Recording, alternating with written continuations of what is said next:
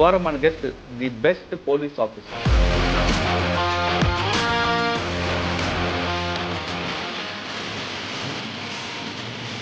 పేరు AV Ranganath garu, IPS commissioner, హెడ్రా.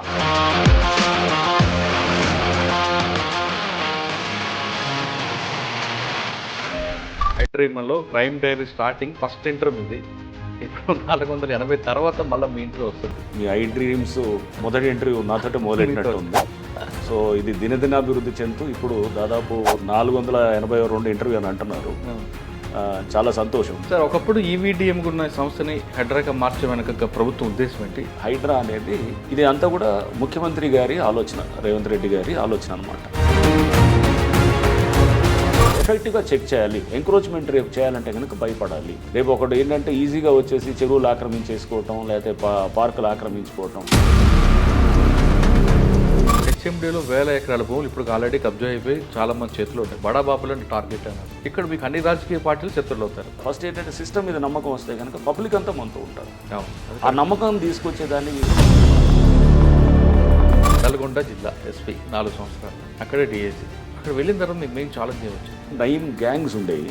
Boddupalli Srinivas అని చెప్పేసి ఒక కాంగ్రెస్ లీడర్, అతన్ని కొట్టి చంపటం. కొట్టి చంపిన తర్వాత అతని డ్రైనేజ్లో పడేసి ఇదంతా జరిగింది. ఒక మర్డర్ చేసి ఒకడిని మొండె ఒక దగ్గర, తల ఒక దగ్గర, అంటే కాళ్ళు చేతులు ఒక దగ్గర. సో వీళ్ళకి భయం అనేది చూపించాలి. కానీ మీరు పనిచేసిన టైంలోని సాయి ప్రణీత్ హత్య కేసు, దీన్ని ఆల్రెడీ కౌన్సిలింగ్ ఇచ్చిన తర్వాత కూడా ఈ బాయ్ అందరూ ఎందుకు వచ్చారు? ప్రణయ్ కేసు అండి, ఇట్స్ సెన్సేషనల్ కేసు. అది మాత్రం అక్కడ కాస్త అఫిలియేట్, బాగా డబ్బున్న వ్యక్తి. ఈ పక్కన ప్రణయ్ ఫ్రెండ్స్ ఉండేవాళ్ళు, వాళ్ళు కూడా ఏంటంటే ప్రణయ్ అని మాట్లాడుతుందని కూడా వాళ్ళు రికార్డ్ చేసి వినిపించడాలు. మారుతిరావు ప్రతీకార హత్య క్లియర్గా. మారుతిరావు కూడా మనకి సూసైడ్ చేసుకుంటారు. అది ఏం సాధించినట్లండి? నా బిడ్డని నేను మంచి కుటుంబంలో ఇవ్వాలి, మంచి భవిష్యత్తు ఇవ్వాలనుకునే తండ్రి తప్పకుండా ప్రతి తండ్రి మీరైనా అంతే చేస్తారు, నేనైనా అంతే చేస్తాను. వరంగల్ వెళ్ళగానే మీకు మెయిన్ ఛాలెంజ్ అవ్వచ్చు. హైదరాబాద్ తర్వాత తెలంగాణలో Warangal is big city. Ruling పార్టీలో ఉన్న వాళ్ళు, పవర్ఫుల్ వాళ్ళు, వీళ్ళందరూ కూడా దీంట్లో ఇన్వాల్వ్ అవుతారు, ఎవరైనా కానీ. వరంగల్లో మీరు ఉన్నప్పుడు ఎంతమంది ఇన్స్పెక్టర్ల మీద సస్పెండ్ చేశారు, ఎంతమంది పొలిటీషియన్ని అరెస్ట్ చేశారు? లేదు, నాకు నెంబర్ గుర్తులేదు కానీ బట్ అదే అరౌండ్ 24-25 దాకా సస్పెన్షన్స్ అయినాయి. పోలీస్ ఆఫీసర్లు ఒకరిద్దరు అరెస్ట్ అయ్యారు. అది కాకుండా మీకు బాగా గుర్తుండిపోయిన కేసులు ఉన్నాయి వరంగల్లో? ప్రీతి కేసు ఒకటి ఉన్నది, అమ్మాయి సూసైడ్ చేసుకొని చనిపోయిందనే కేసు ఒకటి. సైఫ్ హరాస్మెంట్ తట్టుకోలేక సూసైడ్ చేసుకున్నానని చెప్తారు, కానీ అమ్మాయి న్యాచురల్ డెత్ అని వస్తుంది కదా. షూర్ షాట్ అక్కడ మనకు ఉన్నటువంటి ఇన్వెస్టిగేషన్లు వచ్చినాయన్నీ కూడా డెఫినెట్గా అది మీరైతే నమ్ముతున్నారు 100%. ఆ కేసు దర్యాప్తులో, చాట్స్లో అన్నింటిలో చూసినప్పుడు కూడా. ఎందుకండి మీరు మీ డిపార్ట్మెంట్ మీద ఎక్కువగా? ఒక అతను కూడా డిస్మిస్ చేశాను, ఒక ఎస్ఐ. అతను ఒక వేరే హెడ్ కానిస్టేబుల్ లేడీతో కూడా ఆమెని సెక్షువల్ అసాల్ట్ చేయటం, రేప్ కేసులో అరెస్ట్ చేశాను. బండి సంజయ్ గారి అరెస్ట్, ఆ ఎపిసోడ్ చెప్పండి. ఎందుకంటే అంత కాంట్రవర్సీ అయింది? ఆ ఫోన్ దొరికిందా, దొరకలేదా, దొరకదా? 10th క్లాస్ అది పేపర్ లీకేజ్, అంటే పేపర్ లీక్ కాదు, మాల్ ప్రాక్టీస్. అది బయటికి వచ్చింది కూడా ఏంటంటే ఆయన బండి సంజయ్ గారు దాన్ని ఇతను చెప్పిన దాన్ని బట్టే, అంటే వీళ్ళ మధ్యలో కమ్యూనికేషన్ నడుస్తుంది. ఫోన్ వచ్చి ఉంటే మనకు చాలా ఇష్యూస్ మనకు తెలిసేదన్నమాట. గవర్నమెంట్ చెప్పింది కాబట్టి బండి సంజయ్ గారికి అరెస్ట్ అన్నది ఇప్పుడు వార్త వచ్చింది, వాస్తవం అంటారా? సార్ ఫైనల్గా చెప్పండి, ఈ డిపార్ట్మెంట్లో వచ్చే వాళ్ళకి ఏం చెప్తారు? నా దృష్టిలో పోలీసుని మించి ఉద్యమం అయితే ఉండదు. Welcome to crime diaries. ఈ వారం మన guest the best police officer. పేరు AV Ranganath garu, IPS commissioner, హెడ్రా. గతంలో ఈవీడిఎం ఉన్న సంస్థని దాన్ని అప్గ్రేడ్ చేస్తూ హెడ్రాగా మార్చారు. హెడ్రాగా మార్చిన తర్వాత ముఖ్య ఉద్దేశం ప్రభుత్వానికి కేవలం జీహెచ్ఎంసీ వరకే పరిమితం కాకుండా నగర శివార్లు కూడా విస్తరించి దాన్ని పూర్తిగా ఇందులో క్లబ్ చేసి చెరువుల రక్షణ కూడా హెడ్రాకి ఇచ్చారు. దానికి కోసం ముందుగా ఈ పోస్ట్ని ఎస్పీ క్యాడర్ నుంచి ఐజీ క్యాడర్కి అప్గ్రేడ్ చేసి మన రంగనాథ్ గారు తీసుకొచ్చి కమిషనర్గా ఇచ్చారు. రంగనాథ్ గారిని అడిగి ఈ పోస్టులో వచ్చిన తర్వాత ఈ సంస్థని ఈవీఎం నుంచి దానికి జీహెచ్ఎంసీ నుంచి హెడ్రాగా మార్చడానికి ఉద్దేశం ఏంటి, దాంట్లో ఎలాంటి పరిధులు వస్తున్నాయి, సిటీ సరౌండింగ్లో ఉన్న చెరువుల రక్షణకి పాటు భూముల రక్షణకి వాళ్ళ సంస్థ ఎటువంటి జాగ్రత్త తీసుకున్న విషయాన్ని సార్ నేను తెలుసుకున్నాను. సార్ నమస్తే అండి. నమస్కారం మురళి. అండి. Thank you. సార్ 2016 అనుకుంటా మీ ఎంట్రీ ఫస్ట్ మీ ఇంట్లో చేశారు. హైడ్రీమన్లో crime diary starting first entry మీది. ఇప్పుడు 480 తర్వాత మళ్ళీ మీ ఇంట్రీ వస్తుంది. దాదాపు అప్పుడు డీసీపీ ట్రాఫిక్, ఇప్పుడు కమిషనర్ హెడ్రా. సార్ ఒకప్పుడు ఈవీడిఎం ఉన్న సంస్థని హెడ్రాగా మార్చే వెనక ప్రభుత్వం ఉద్దేశం ఏంటి? దానికి మిమ్మల్ని తీసుకొచ్చి పెట్టడం వెనక అంటే ఏదో ఉద్దేశం ఉంటే తప్ప సాధారణంగా చేయరు, ఎందుకంటే పోస్ట్ని కూడా అప్గ్రేడ్ చేసుకొచ్చారు. ఇప్పుడు ఇంతకుముందు ఈవీడిఎం అంటే ఎన్ఫోర్స్మెంట్ డైరెక్టర్, డిజాస్టర్ మేనేజ్మెంట్ ఎక్కడ జరుగుతుంది, సిటీలో ఎక్కడైనా లోతట్టు ప్రాంతాలు జరుగుతుంది, మీ వాళ్ళు వెళ్ళడం రిస్క్ చేయడం అంతా కూడా సక్సెస్ అయింది. ఇప్పుడు దీని పరిధి పెంచారు కాబట్టి దానివల్ల ప్రజలకు ఎలాంటి ఉపయోగం ఉంటుంది, ప్రభుత్వానికి ఎంత నష్టం లేకుండా లాభం వస్తుంది, దాని ఉద్దేశం ఏంటి చెప్పండి. ఈ రెండు ప్రశ్నలకు సమాధానం చెప్పే ముందు మనం డీసీపీ ట్రాఫిక్ ఉన్నప్పుడు మాట్లాడుకున్నాం, తర్వాత మీరు నల్గొండ ఎస్పీ, వరంగల్ కమిషనర్, తర్వాత city traffic, multizone Hyderabad multizone IG, CCS, ఇవన్నీ పోస్టులు దాటుకుంటూ ఇక్కడికి వచ్చారు. ఒక్కసారి నల్గొండకు వెళ్దాం. ఎందుకంటే నల్గొండ జిల్లాలో 4 సంవత్సరాలు పనిచేయడం కాకుండా అక్కడే మీరు డిఐజీగా ప్రమోషన్ వచ్చారు కాబట్టి నల్గొండ జిల్లాలో మీ మార్క్ ఏంటి? మీరు వెళ్ళేసరికి అక్కడ మీకు ఫస్ట్ ఛాలెంజ్ వచ్చింది. మీరు వెళ్ళిన తర్వాత ఒక మంచి కేసు జరిగిందండి, ప్రణయ్ హత్య కేసు. ఆ కేసులో మీరు చేసిన యాక్ట్ ఎలాగొచ్చింది? ఇంకా అదే కాకుండా చాలా కేసులు ఉన్నాయి. ఒకసారి మీరు చాలా nice talking to you Murali. ఇప్పుడు దాదాపు 8 ఏళ్ళు అవుతున్నట్టు. 2016లో మనం ఫస్ట్ ఇంటర్వ్యూ, మీరు మీ ఐ డ్రీమ్స్ మొదటి ఇంటర్వ్యూ నాతోటి మొదలెట్టినట్టు ఉంది. సో ఇది దినదినాభివృద్ధి చెందుతూ ఇప్పుడు దాదాపు 482 ఇంటర్వ్యూ అని అంటున్నారు.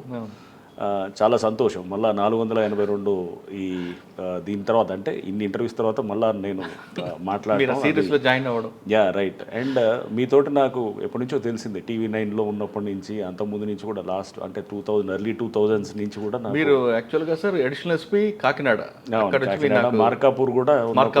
అవును. So it was a nice journey అంతా కూడా. రైట్. ఈ హైడ్రా గురించి మీకు అంటే కొన్ని విషయాలు అందరికి కూడా తెలియాల్సిన అవసరం ఉంటుంది. దీన్ని హైడ్రా అనేది ఇంకా ఇది జియో ఇంకా ఫార్మల్గా ఇష్యూ కాలేదు. దీని మీద చర్చలు జరుగుతున్నది, ఇంకా అది డిస్కషన్ స్టేజ్లో ఉన్నది. ఓకే. ఇది అంతా కూడా ముఖ్యమంత్రి గారి ఆలోచన, రేవంత్ రెడ్డి గారి ఆలోచన అనమాట. ఈ హైడ్రా అనేది దీనికి ఒక యాక్రోనిమ్ అనమాట. దీని పేరు మనం చూస్తే కనుక Hyderabad disaster response and asset protection authority. Asset protect అంటే డిజాస్టర్ రెస్పాన్స్. హైదరాబాద్లో డిజాస్టర్ రెస్పాన్స్, ఏమన్నా వరదలు, విపత్తులు, లేకపోతే ఇంకేదైనా వచ్చినా కానీ కూడా ఫస్ట్ రెస్పాండర్గా హైడ్రా అనే సంస్థ చేయాలి. రైట్. దీనికి తర్వాత అసెట్ ప్రొటెక్షన్. అసెట్ ప్రొటెక్షన్ అంటే ఏంటి? ఆస్తుల అంటే మన సంరక్షణ చేయటం అనమాట. సో ఆస్తులు అంటే ఏముంటుంది? ప్రభుత్వ ఆస్తులు, చెరువులు, నెక్స్ట్ గవర్నమెంట్ భూములు, నాలాలు, లేకపోతే పార్కులు, లేకపోతే ఏమన్నా ఉంటాయి మన బరియల్ గ్రౌండ్స్, ఇట్లా ఏదైనా కానీ ఓపెన్ స్పేసెస్, ఆడే గ్రౌండ్స్, ఇవన్నీ కూడా ప్రభుత్వ ఆస్తుల కింద వస్తాయి. వీటిల్ని అసెట్ ప్రొటెక్షన్లో చేస్తూ ఇంకా మనం దాంట్లో ఇంకా కొన్ని ఇతర దాంట్లో అధికారాలు, పవర్స్ కూడా ఉన్నాయన్నమాట. సో దీనికి బ్యాక్గ్రౌండ్ కూడా చూస్తే కనుక 2019లో ఈ ఆర్గనైజేషన్ ఒకటి క్రియేట్ చేయడం జరిగిందనమాట. డైరెక్టరేట్ ఈవీడిఎం అనమాట, directorate of enforcement vigilance and disaster management. ఇది జిహెచ్ఎంసీలో తయారు చేయబడ్డ ఒక ఇదనమాట, ఒక ఆర్గనైజేషన్. ఈ డైరెక్టరేట్కి ఒక ఎస్పీ స్థాయి అధికారి, ఒక ఐపీఎస్ స్థాయి అధికారి ఉంటూ వచ్చారు. అంతకుముందు విశ్వజిత్ కంపాటి అని చెప్పి ఒక ఐపీఎస్ ఆఫీసరు ఆయన ఉన్నారు. తర్వాత ప్రకాష్ రెడ్డి కూడా ఆయన తర్వాత 2023లో ఆయన రావటం. సో ఇదంతా కూడా ఒక ఎస్పీ స్థాయి అధికారిగా జిహెచ్ఎంసీలో భాగంగా ఉండిందనమాట. సో ఈవీడిఎం అంటే ఏంటి? ఎన్ఫోర్స్మెంటు, విజిలెన్సు, డిజాస్టర్ మేనేజ్మెంట్. ఈ అంటే ఎన్ఫోర్స్మెంటు, వి అంటే విజిలెన్సు, డి అంటే డిజాస్టర్ మేనేజ్మెంట్. ఎన్ఫోర్స్మెంట్ అంటే ఏం చేస్తారు? ఎన్ఫోర్స్మెంట్ అంటే సేమ్ ఇదే, చెరువులు ప్రొటెక్ట్ చేయటం, లేకపోతే కనుక వాళ్ళు దాన్ని సెక్యూరిటీ గార్డ్స్ అది ఉండి అక్కడ ఎవరిని ఆక్రమిస్తుంటే కనుక వాళ్ళని వాళ్ళ మీద చర్యలు తీసుకోవటం, ఆక్రమణలు అంటే కాకుండా దానికి అంటే ఎంక్రోచ్ అవ్వకుండా కాపాడటం, ఆల్రెడీ ఆక్రమించిన దాన్ని మళ్ళీ వెనక్కి రిట్రీవ్ చేయటం, ఇట్లా అనేది ఎన్ఫోర్స్మెంట్లో భాగం ఉంది. సో ఎన్ఫోర్స్మెంట్ ఇప్పుడు ఇందాక ఏదైతే కనుక మనం చూసామో ప్రభుత్వ ఆస్తులన్నింటినీ కూడా కాపాడటం అనేది ఎన్ఫోర్స్మెంట్లో భాగం అనమాట. ప్రభుత్వ ఆస్తులు అంటే ఏముంది? పార్కులు, లేకపోతే చెరువులు, నాలాలు, ఇంతే కాకుండా ప్రభుత్వ గ్రౌండ్స్, బరియల్ గ్రౌండ్స్, ఇవన్నీ కూడా దాంట్లో వచ్చేది. అంటే ఇవన్నీ కూడా ఎన్ఫోర్స్మెంట్లో కాపాడటానికి అసెట్స్ అనమాట, అసెట్స్ కాపాడటం. దీంట్లో కూడా మళ్ళీ ఇది కూడా ఉండేది ఏదంటే, ఇప్పుడు సపోజ్ ఎవరన్నా 2 అంతస్తులకి పర్మిషన్ తీసుకొని, బిల్డింగ్ పర్మిషన్ తీసుకొని వాళ్ళు 4 అంతస్తులు 5 అంతస్తులు కడుతున్నారు అనుకోండి. సో అది కూడా అప్పుడు ఉన్నటువంటి ఈవీడిఎం వాళ్ళ పరిధిలోకి వచ్చేదన్నమాట. వచ్చి వాళ్ళు అది కూడా యాక్ట్ చేయొచ్చు అనేది ఎట్లా ఇచ్చారు అధికారులు. అంటే ఇదంతా కూడా 2019లో ఒక 888 జీవో అని ఉంటుంది, దాని కింద ఈ అధికారులన్నీ కూడా వచ్చాయన్నమాట. అది కాకుండా హోర్డింగ్స్ మీద ఫైన్ వేయడం అది కూడా ఉంటుంది. అంటే వాళ్ళకి ఫైన్స్ వేయటము, అడ్వర్టైజ్మెంట్స్ మీద కూడా ఇది ఎన్ఫోర్స్మెంట్ చేయటం, అవి కూడా అన్ని దాంట్లో కూడా వస్తుంది అనమాట. ఎన్ఫోర్స్మెంట్లో ఇవన్నీ. నెక్స్ట్ ఇంతే కాకుండా విజిలెన్స్ అంటే ఎన్ఫోర్స్మెంట్ విజిలెన్స్. వి అంటే ఏంటంటే, ఈ అధికారులు ఎవరైతే కనుక జిహెచ్ఎంసీలో ఉన్నటువంటి అధికారులు వాళ్ళు కనుక ఎవరైనా అవినీతికి పాల్పడుతున్నట్టు కానీ, లేదా వాళ్ళ విధులు సక్రమంగా నిర్వహించకపోయినప్పుడు కానీ వాళ్ళ మీద విజిలెన్స్ రిపోర్ట్స్ జనరేట్ చేసి కమిషనర్ జిహెచ్ఎంసీకి పంపించాలి అనేది అప్పుడు దాని కింద ఉన్నటువంటి అరేంజ్మెంట్ అనమాట. సో విజిలెన్స్ ఆస్పెక్ట్ అదనమాట. లేదా ఎవరైనా కానీ నెగ్లిజెంట్గా సపోజ్ ఓ బిల్డింగ్ పర్మిషన్ ఇచ్చారు, ఇచ్చిన తర్వాత దాని మీద 2-3 అంతస్తులు కట్టారు, సో దానికి అడిషనల్గా కట్టారు, పర్మిషన్ లేకుండా కట్టారు, సో వాళ్ళ మీద కూడా చర్యలు తీసుకోవడానికి అట్లా ఉంది. నెక్స్ట్ డిజాస్టర్ మేనేజ్మెంట్ అంటే మీకు తెలుసు, మామూలుగా వర్షాలు వచ్చినప్పుడు ఎక్కడన్నా రోడ్ల మీద వాటర్ నిలిచినా కానీ కూడా వీళ్ళు ఇమీడియట్గా ఫస్ట్ రెస్పాండర్ కింద వెళ్ళి ఈ టీమ్స్ ఉంటాయి, డిఆర్ఎఫ్ టీమ్స్ ఉంటాయి, ఈ టీమ్స్ అంతా కూడా డిజాస్టర్ రెస్పాన్స్ ఫోర్స్ అని ఉంటుంది. ఈ టీమ్స్ కూడా వెళ్ళి ఇమీడియట్గా అక్కడ క్లియర్ చేయటం, వాటర్ని అంతా కూడా లాగింగ్ అంతా క్లియర్ చేసేదానికి ఈ డిఆర్ఎఫ్ టీమ్స్ ఉంటాయి అన్నమాట. అంతేకాకుండా ఏమైనా వరదలు వచ్చినప్పుడు, లేకపోతే ఏమైనా ఫైర్ యాక్సిడెంట్స్ అయినప్పుడు, బిల్డింగ్ కొలాప్స్ అయినప్పుడు కూడా ఈ డిఆర్ఎఫ్ టీమ్స్ యాక్ట్ చేస్తాయి. బట్ మెయిన్గా యాక్ట్ చేసేది ఇప్పుడు వరదలు వచ్చినప్పుడు కానీ, లేకపోతే ఏమైనా ఫైర్ యాక్సిడెంట్ అయినప్పుడు మళ్ళీ ఫైర్ డిపార్ట్మెంట్ ఉంటుందన్నమాట. అది state disaster response and fire services authority అది ఒకటి ఉందన్నమాట, అదొక డిపార్ట్మెంట్ ఉంది. ఆ డిపార్ట్మెంట్ వాళ్ళ ఇది ఉంటుంది. ఇప్పుడు వీళ్ళు కూడా అసిస్ట్ చేస్తారనమాట దాంట్లో. అంటే మేజర్ విపత్తులు అయితే వాళ్ళు చూస్తారు, బట్ చిన్న వర్షాలు ఇట్లాంటి ఏమన్నా ఇది వచ్చి రోడ్లు ఇది అనేది ఇది చూస్తుంటారు. సో ఈ ఈవీడిఎం అనేది ఇది జిహెచ్ఎంసీ పరిధిలో ఉండింది. దీని అధికారాలు కూడా ఎక్కడ దాకా ఉండేది, ఓన్లీ జిహెచ్ఎంసీ వరకే ఉండేదన్నమాట. దీని తర్వాత ఇప్పుడు ముఖ్యమంత్రి గారు రేవంత్ రెడ్డి గారు వారి ఆలోచన ఏంటంటే, ఇది ఉన్నా కానీ కూడా జిహెచ్ఎంసీలో అంతర్భాగం అవ్వటం వల్ల ఎఫెక్టివ్గా అనుకున్నంత ఎఫెక్టివ్గా చేయలేకపోయింది. ఎందుకంటే ఎంక్రోచ్మెంట్స్ని చెక్ చేయటం, చాలా చెరువులు నాలాలు కూడా కబ్జా అవుతూనే ఉన్నాయి, దాని మీద పెద్ద యాక్షన్ కూడా పెద్ద లేదు. అండ్ ఎందుకంటే అది పార్ట్ ఆఫ్ ద సిస్టంలో ఉంది కాబట్టి, సో దీన్ని ఇంకా మోర్ ఎఫెక్టివ్గా చేయాలంటే కనుక దీన్ని ఒక ఇండిపెండెంట్ సంస్థగా తయారు చేయాలి అనేది ఉండిందనమాట. ఇండిపెండెంట్ సంస్థగా తయారు చేసి దీనికి డైరెక్ట్గా ఏంటంటే ముఖ్యమంత్రి గారి దాని కంట్రోల్లో ఉండేటటువంటి ఏజెన్సీగా తయారు చేస్తూ, దీనికి ఫండింగు అంతా కూడా సపరేట్గా చేస్తూ, బడ్జెటింగ్ అంతా ప్లస్ డైరెక్ట్గా దీనికి ఒక ఐజీ స్థాయి అధికారి, ఇంకా కొంతమంది ఎస్పీలు, ఇట్లా అంతా రకరకాల అన్ని మల్టీ డిసిప్లినరీ, అంటే అన్ని ఏజెన్సీస్ కూడా ఉంటాయి. ఇరిగేషన్ అధికారులు ఉంటారు, రెవెన్యూ వాళ్ళు ఉంటారు, సర్వేయర్స్ ఉంటారు, రిజిస్ట్రేషన్ డిపార్ట్మెంట్ వాళ్ళు ఉంటారు, నెక్స్ట్ ఇంకా ఫారెస్ట్ డిపార్ట్మెంట్ వాళ్ళు ఉంటారు, ఇంకా ప్రతి డిపార్ట్మెంట్ అంటే దీని మల్టీ డిసిప్లినరీ దీంట్లో ఉండేటట్టు చేయాలనేది వారి ఆలోచన అన్నమాట. సో ఈ ఆలోచన నుంచి బేసికల్గా ఏంటంటే ఎఫెక్టివ్గా చెక్ చేయాలి. ఎంక్రోచ్మెంట్ రేపు చేయాలంటే కనుక భయపడాలి. రేపు ఒకటి ఏంటంటే ఈజీగా వచ్చేసి చెరువులు ఆక్రమించేసుకోవటం, లేకపోతే పార్కులు ఆక్రమించుకోవటం చేసిన తర్వాత అదంతా మొత్తం వాడు ఎకరాల కొద్దీ ఆక్రమించుకొని తర్వాత దాన్ని ఇది లేకుండా ఉండటానికి. సో దీని మీద ఆల్రెడీ చాలా రౌండ్స్ ఆఫ్ డిస్కషన్స్ కూడా ముఖ్యమంత్రి గారి సమక్షంలో జరిగినాయి అన్నమాట. సో దీంట్లో ఇంకా అంటే మనం ఇప్పుడు నన్ను ప్రస్తుతానికి కమిషనర్ ఈవీడిఎం అని అంటారు. హైడ్రా కింద రూపాంతరం చెందడానికి ఇంకో కొన్ని రోజులు పడుతుందన్నమాట. బహుశా ప్రాబ్లీ ఒక 15 days ఆర్ 1 month అట్లా పడుతుండొచ్చు ఆ జియో వచ్చేదానికి ఇది అవుతుందన్నమాట. సో దీనికి పలు రౌండ్స్ ఆఫ్ డిస్కషన్స్ అన్నీ అవుతున్నాయి. దీంట్లో అంతా కూడా లోతుగా పరిశీలన చేసిన తర్వాత ఒక మొత్తం డీటెయిల్డ్ ఒక జియోని కూడా ఇవ్వడానికి కూడా ప్రభుత్వం వైపు నుంచి కూడా చాలా ఇదిగా ఉన్నారు. సో ముందుగానే ఇది ఒక ఐజీ స్థాయి పోస్టు ఉంటుంది కాబట్టి అని చెప్పేసి నాకు చెప్పినప్పుడు కూడా ఇది ఒక హైడ్రా అనేది, అంటే ఇది ఒక స్టేట్ ఇది మొత్తం disaster response and asset protection అథారిటీగా ఉంటుంది కాబట్టి మీరు అంటే నన్ను ముందుగానే నాకు చెప్పారు పోస్టింగ్ చేసే ముందు, ఇది పోస్టు ఇది చాలా ఇంపార్టెంట్ పోస్టు మీకు ఇచ్చేస్తున్నామని. అంటే తప్పకుండా అంటే ఫస్ట్లో నాకు ఇది డిజాస్టర్ రెస్పాన్సు దీనికంటే ఇది నేను law and order plus traffic crimes ఇవన్నీ నా స్పెషలైజేషన్. సో ఫస్ట్లో నేను అంటే డిజాస్టర్ రెస్పాన్స్కి నేను చేసేది పెద్దగా ఏముంటుంది అనేది అనుకున్నాను. బట్ తర్వాత నాకు చెప్పడం జరిగింది, ఇది లేదు మీరు అనుకున్నట్టు డిజాస్టర్ రెస్పాన్స్ కాదు, ఇది చాలా విస్తృతమైన పోస్ట్ ఇది. సో దీంట్లో చాలా ఎఫెక్టివ్గా చేయొచ్చు, సిటీకి నిజంగా మంచి చేయాలనుకుంటే కనుక చేయొచ్చు అనుకున్నప్పుడు తప్పకుండా ఒక మంచి ఇది ఒక ఆపర్చునిటీ. సిటీని మనం అనే సిటీని మనం బాగు చేసుకోవడానికి ఒక ఇంతకన్నా మంచి అవకాశం ఉండదు. అందులో ఎస్పెషలీ సీఎం గారి నుంచే ఇంత ఈ రావటం అనేది వచ్చినప్పుడు మనం డెఫినెట్గా ఈ అవకాశాన్ని మనం చేసి పబ్లిక్ మనం మంచి చేయడానికి ఇది ఒక వేదిక అవుతుంది ఈ పోస్ట్ అని నేను అనుకున్నాను. దీంట్లో కూడా మళ్ళీ ఏంటంటే జిహెచ్ఎంసీ పరిధిని దాటి ఇంకా ఔటర్ రింగ్ రోడ్ దాకా తీసుకెళ్లాలని, అంటే హెచ్ఎండిఏ ఇంకా చాలా మున్సిపాలిటీస్ ఉన్నాయి, లైక్ మన నార్సింగి మున్సిపాలిటీ, లేకపోతే నిజాంపేట మున్సిపాలిటీ, ఇట్లా ఏది మన మేడ్చల్ మున్సిపాలిటీ, ఈ చుట్టూ పెద్దంబర్పేట మున్సిపాలిటీ, మహేశ్వరం మున్సిపాలిటీ, ఇవన్నీ కూడా దాదాపు 20 పైన మున్సిపాలిటీలు, 33 గ్రామ పంచాయతీలు, మళ్ళీ ఇంకా వేరే ఏది కంటోన్మెంటు, లేకపోతే ఐలా అని చెప్పేసి ఇండస్ట్రియల్ ఏరియాస్ లోకల్ అథారిటీ అని, ఇట్లా ఇవన్నీ కూడా చాలా దీంట్లో వస్తున్నాయి అన్నమాట.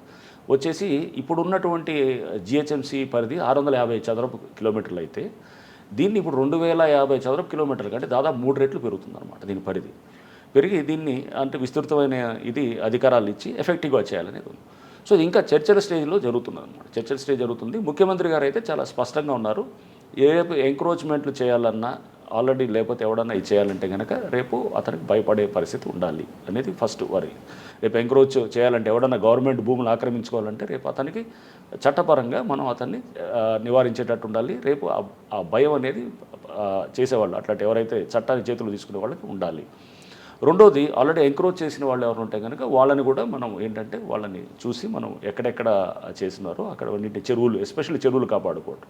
ఎందుకంటే అది ఎన్వైరన్మెంటల్, దానివల్ల వచ్చేటువంటి దానికి చాలా ఎన్వైరన్మెంటల్ ఇష్యూస్ కూడా ముడిపడి ఉన్నాయి కాబట్టి చెరువులు, నాలాలు ఇవన్నీ కూడా, ఈ పార్కులు ఇవన్నీ ఉన్నాయి కాబట్టి వాటిని ఇమీడియట్గా మనం దాన్ని చేయడానికి ఒక దీర్ఘకాలిక ప్రణాళికతోటి మనం జాగ్రత్తగా లీగల్ ఇష్యూస్ వస్తుంటాయి, కోర్టు మ్యాటర్స్ వస్తుంటాయి, ఇవన్నిటిని కూడా చేసుకొని పోవాలనేది వారి ఆలోచన అన్నమాట.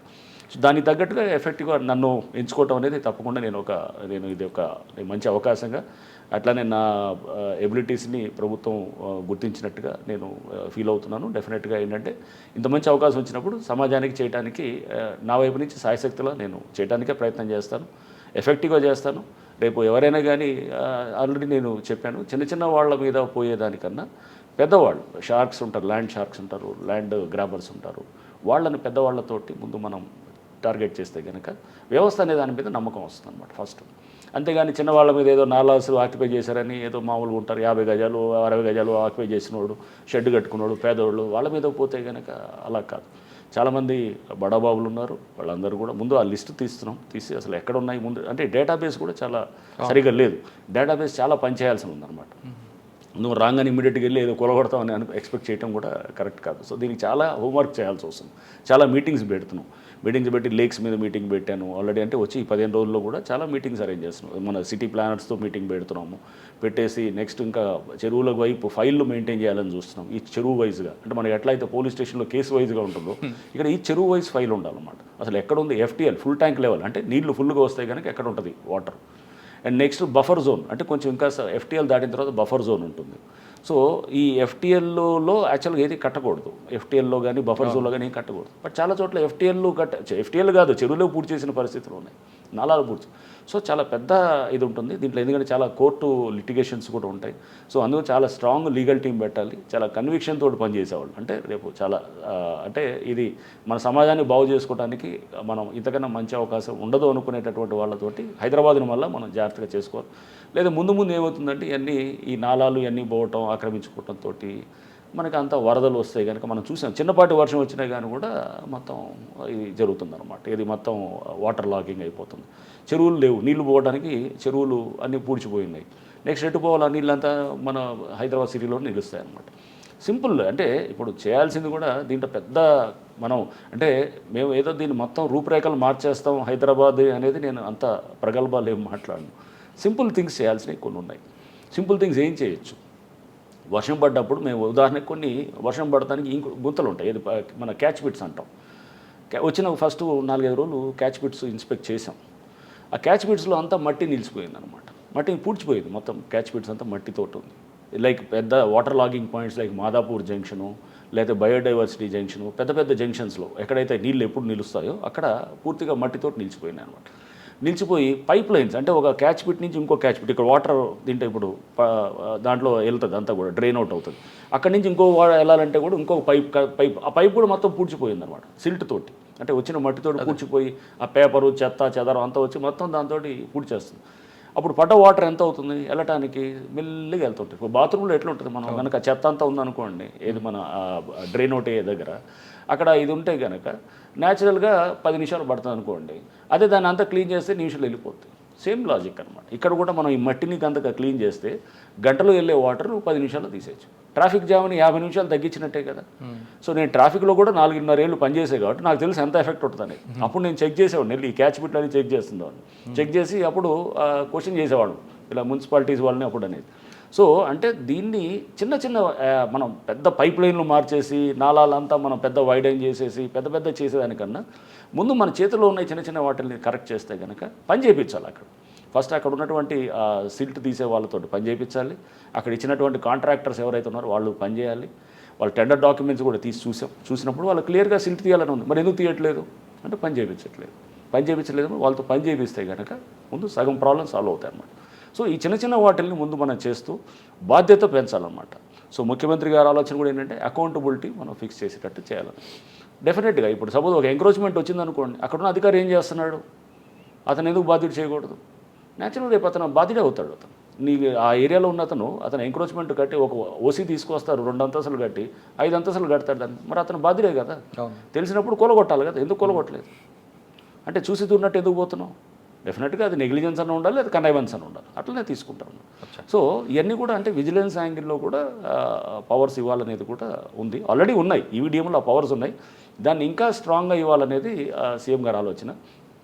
ఇంకా ఏంటంటే బహుశా ఒక పోలీస్ స్టేషన్ కూడా క్రియేట్ చేయాలనేది మొత్తం దీనన్నిటికీ ఇది నిన్న చర్చించినప్పుడు కూడా అంటే ఇదంతా చర్చ స్టేజ్లో ఉన్నాయి. సో బహుశా త్వరలో ఒక కార్యరూపం చేస్తుంది. బట్ ముఖ్యమంత్రి గారు అయితే చాలా స్పష్టంగా ఉన్నారు, మనం కమ్ వాట్ మే దీన్ని మనం చెక్ చేయాలి.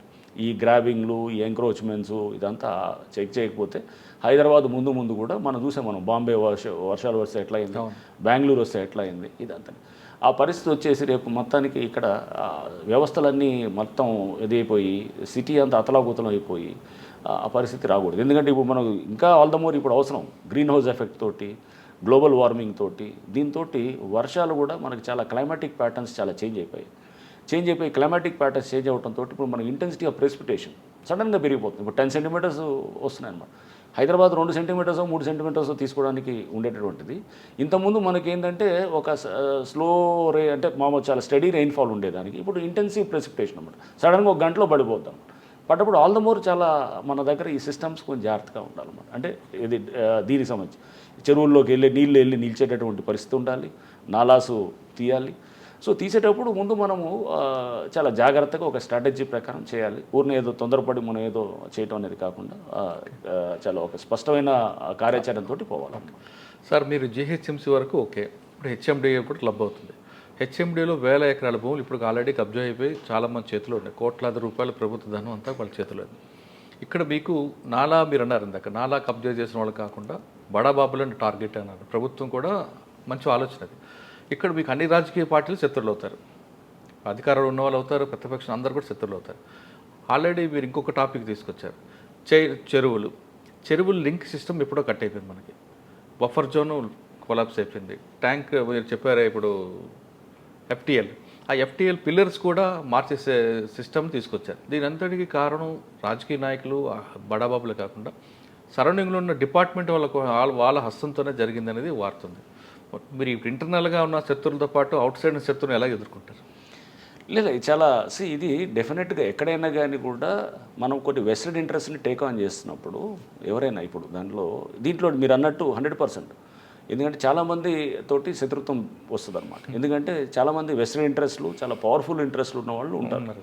పెద్ద రియల్ ఎస్టేట్ వీళ్ళు ఉంటారు, లేకపోతే పొలిటీషియన్స్ ఉండొచ్చు, లేకపోతే ఇంకెవరైనా అధికారులు ఉండొచ్చు, ఎవరైనా ఇంటర్నల్ డిపార్ట్మెంట్లో ఉంటారు, ఇంటర్నల్ కూడా ఉంటారు, అందరూ ఉంటారు. సో దీన్ని అన్నింటినీ అదే చెప్పేది, ఇవన్నింటినీ మనం జాగ్రత్తగా అధిగమించాలి. అందుకోసం ఇప్పుడు బహుశా అంటే కొంచెం జాగ్రత్తగా మనం ప్లాన్డ్గా స్టెప్ బై స్టెప్ ప్లాన్ చేసుకుంటూ ఎఫెక్టివ్గా వచ్చేయాలి.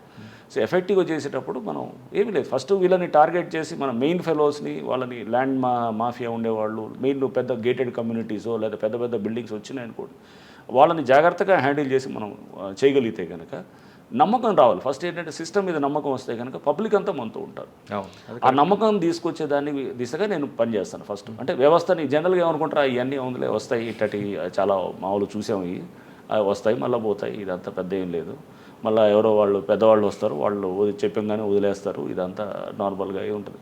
దానికి విరుద్ధంగా చేయాలన్నమాట. దాని ముందు ఏంటంటే ఇవన్నీ ఉంటాయి, దానికి నమ్మాలంటే కనుక ఫస్ట్ కొన్ని యాక్షన్స్ చేసి చూపించాలి. చేసినప్పుడు న్యాచురల్గా అప్పుడు ఇది ఉంటుంది. So action should speak. మన మాటల కన్నా చర్యల ద్వారా చేయాలి. యాక్షన్ ఎప్పుడు స్టార్ట్ అవ్వచ్చండి? నేను ముందు అందుకో చెప్తున్నాను, ముందు జీవో రావాలి. జీవో రావడానికి బహుశా 15 రోజులు 1 మంత్ లోపల వస్తుందని నేను అనుకుంటున్నాను. నాకు ఆ అధికారం అంతా ఇస్తున్నట్టు అవుతుంది. అంటే నేను జిహెచ్ఎంసీ పరిధి నుంచి ఇండిపెండెంట్ అవుతాను. అయిన తర్వాత నెక్స్ట్ దీనికి సంబంధించిన ఆల్రెడీ నేను అప్పటిదాకా వస్తుందని చెప్పి నేను వెయిట్ చేయట్లేదు. ఆల్రెడీ ఇప్పుడు ఆ డేటా నా గ్రౌండ్ వర్క్ స్టార్ట్ చేసాం. చేస్తూ మేము చెరువుల వైజ్ మీటింగ్లు పెడుతున్నాను, పబ్లిక్ పార్కుల వైజ్ పెడతాము. అండ్ అట్లానే కొన్ని చోట్ల ఏది మనము ఆ డేటాబేస్ తీసుకుంటున్నాము, జిఐఎస్ మ్యాపింగ్ ఎలా ఉందో చూస్తున్నాము. పబ్లిక్ నుంచి నేను అసలు ముందు ఎట్లాంటి కంప్లైంట్స్ వస్తాయని స్టడీ చేస్తున్నాము. సో కొన్ని స్పాట్స్లోకి వెళ్ళి వెరిఫై చేస్తున్నాం అక్కడికక్కడ. ఇదంతా ఏంటంటే గ్రౌండ్లో ముందు నాకు దీని గురించి ఒక అవగాహన రావడానికే బహుశా 1-2 నెలలు పడుతుంది. ఎందుకంటే ఇది నాకు సంబంధించిన సబ్జెక్ట్ కాదు. నాకు సంబంధించిన లా అండ్ ఆర్డర్ అయితే నేను ఇమీడియట్గా నేను చెప్పగలను, లేదా క్రైమ్స్ అయితే నేను చెప్పగలను, ట్రాఫిక్ అయితే నేను చెప్పగలను. ఎందుకంటే అది డైరెక్ట్ నా సంబంధించిన సబ్జెక్ట్. అది ఇది కొత్త సబ్జెక్ట్ నాకు. ఇదంతా ల్యాండ్ ఇష్యూస్, లేకపోతే ల్యాండ్లో కూడా ఇది ఎంక్రోచ్మెంట్స్, అంటే ఇది కొత్త విషయం అనేం కాదు. వరంగల్లో కానీ ఇంకా ఇతర నల్గొండలో కానీ ప్రతి చోట కూడా ల్యాండ్ గ్రాబింగ్ అనే దాన్ని ఎఫెక్టివ్గా హ్యాండిల్ చేసాము. దీనికి ఆల్రెడీ మీద ఎస్ఓపి ఉంది కదండి ఒకటి. ఎస్ఓపి అది జనరల్ ఎస్ఓపి, అంటే అదేంటి ల్యాండ్ ఇష్యూ వచ్చినప్పుడు అది పోలీస్ పరంగా ఉండే ఎస్ఓపి. సో ఇప్పుడు కూడా దీనికి ఒక ఎస్ఓపి చాలా జాగ్రత్తగా తయారు చేయాలి. తయారు చేసేటప్పుడు ఇప్పుడు ఎట్లా ఉంటుంది, ఎగ్జాంపుల్ మీకు చెప్తాను. 10 మంది వెళ్తున్నారు హెల్మెట్ లేకుండా, ఒకడిని పట్టుకున్నావు అనుకోండి, పట్టుకుంటే అతను అంటే నువ్వు 10 మందిని ఎందుకు పట్టుకో, తక్కిన వాళ్ళు ఎందుకు వదిలేసావు అని అంటాడు. సింపుల్, నన్ను ఒక్కడిని ఎందుకు చేస్తున్నాడు అని. అంటే ఇప్పుడు ఎంక్రోచ్మెంట్స్ అనేది చాలా విస్తృతంగా ఉన్నాయి. దాదాపు మీరు 10లో చూస్తే కనుక 7-8 ఉంటాయి ఎంక్రోచ్మెంట్స్. వాళ్ళు ఏదో ముందు రేకులు వేయటం, లేకపోతే కాస్త సెట్ బ్యాక్ అనో, లేకపోతే కొంతమంది అదనంగా కట్టడము, లేకపోతే ఇట్లా రకరకాలుగా ఉన్నాయి. కంప్లైంట్ ఇచ్చినప్పుడు ఫస్ట్ దీంట్లో కూడా మేము రిక్వెస్ట్ చేసింది ప్రభుత్వాన్ని, లోకల్ అధికారులకే వాళ్ళకి బాధ్యత ఇవ్వాలి. అన్నింటిలో మేము వెళ్ళకూడదు. ఫస్ట్ వాళ్ళని బాధ్యత ఇచ్చి నెక్స్ట్ వాళ్ళు యాక్ట్ చేయకపోతే కనుక ఒక టైం ఫ్రేమ్ తర్వాత మేము యాక్ట్ చేయాలనేటటువంటి విధంగా కూడా మేము రిక్వెస్ట్ చేసాం అన్నమాట. ఓకే, అంటే అప్పుడు అంత ఎందుకు యాక్ట్ చేయలేదనే దాని మీద కూడా చాలా సుముఖంగా ముఖ్యమంత్రి గారు కూడా ఇది ఉన్నారు. ఎందుకంటే అది లోకల్ వాళ్ళకి, లోకల్ పవర్స్ వాళ్ళకి ఇస్తే ఫస్ట్, అంటే ఇది ప్రైవేట్ దాంట్లో. గవర్నమెంట్ దాంట్లో మేము డైరెక్ట్గా యాక్ట్ చేస్తాం. ఇప్పుడు చెరువులో కడుతున్నారు అనుకోండి, కడితే ఖచ్చితంగా ఇమీడియట్ ఫస్ట్ రెస్పాన్స్. కానీ చెరువులు ఆల్రెడీ కట్టున్నాయి అనుకోండి. కట్టున్నారు. దానికి ఏం చేయాలి, ముందు మనం FTL ఎక్కడ ఉందనేది నిర్ధారణ చేయాలి. అది ముందు మా భూమి అని మనం చూపించాలి కదా.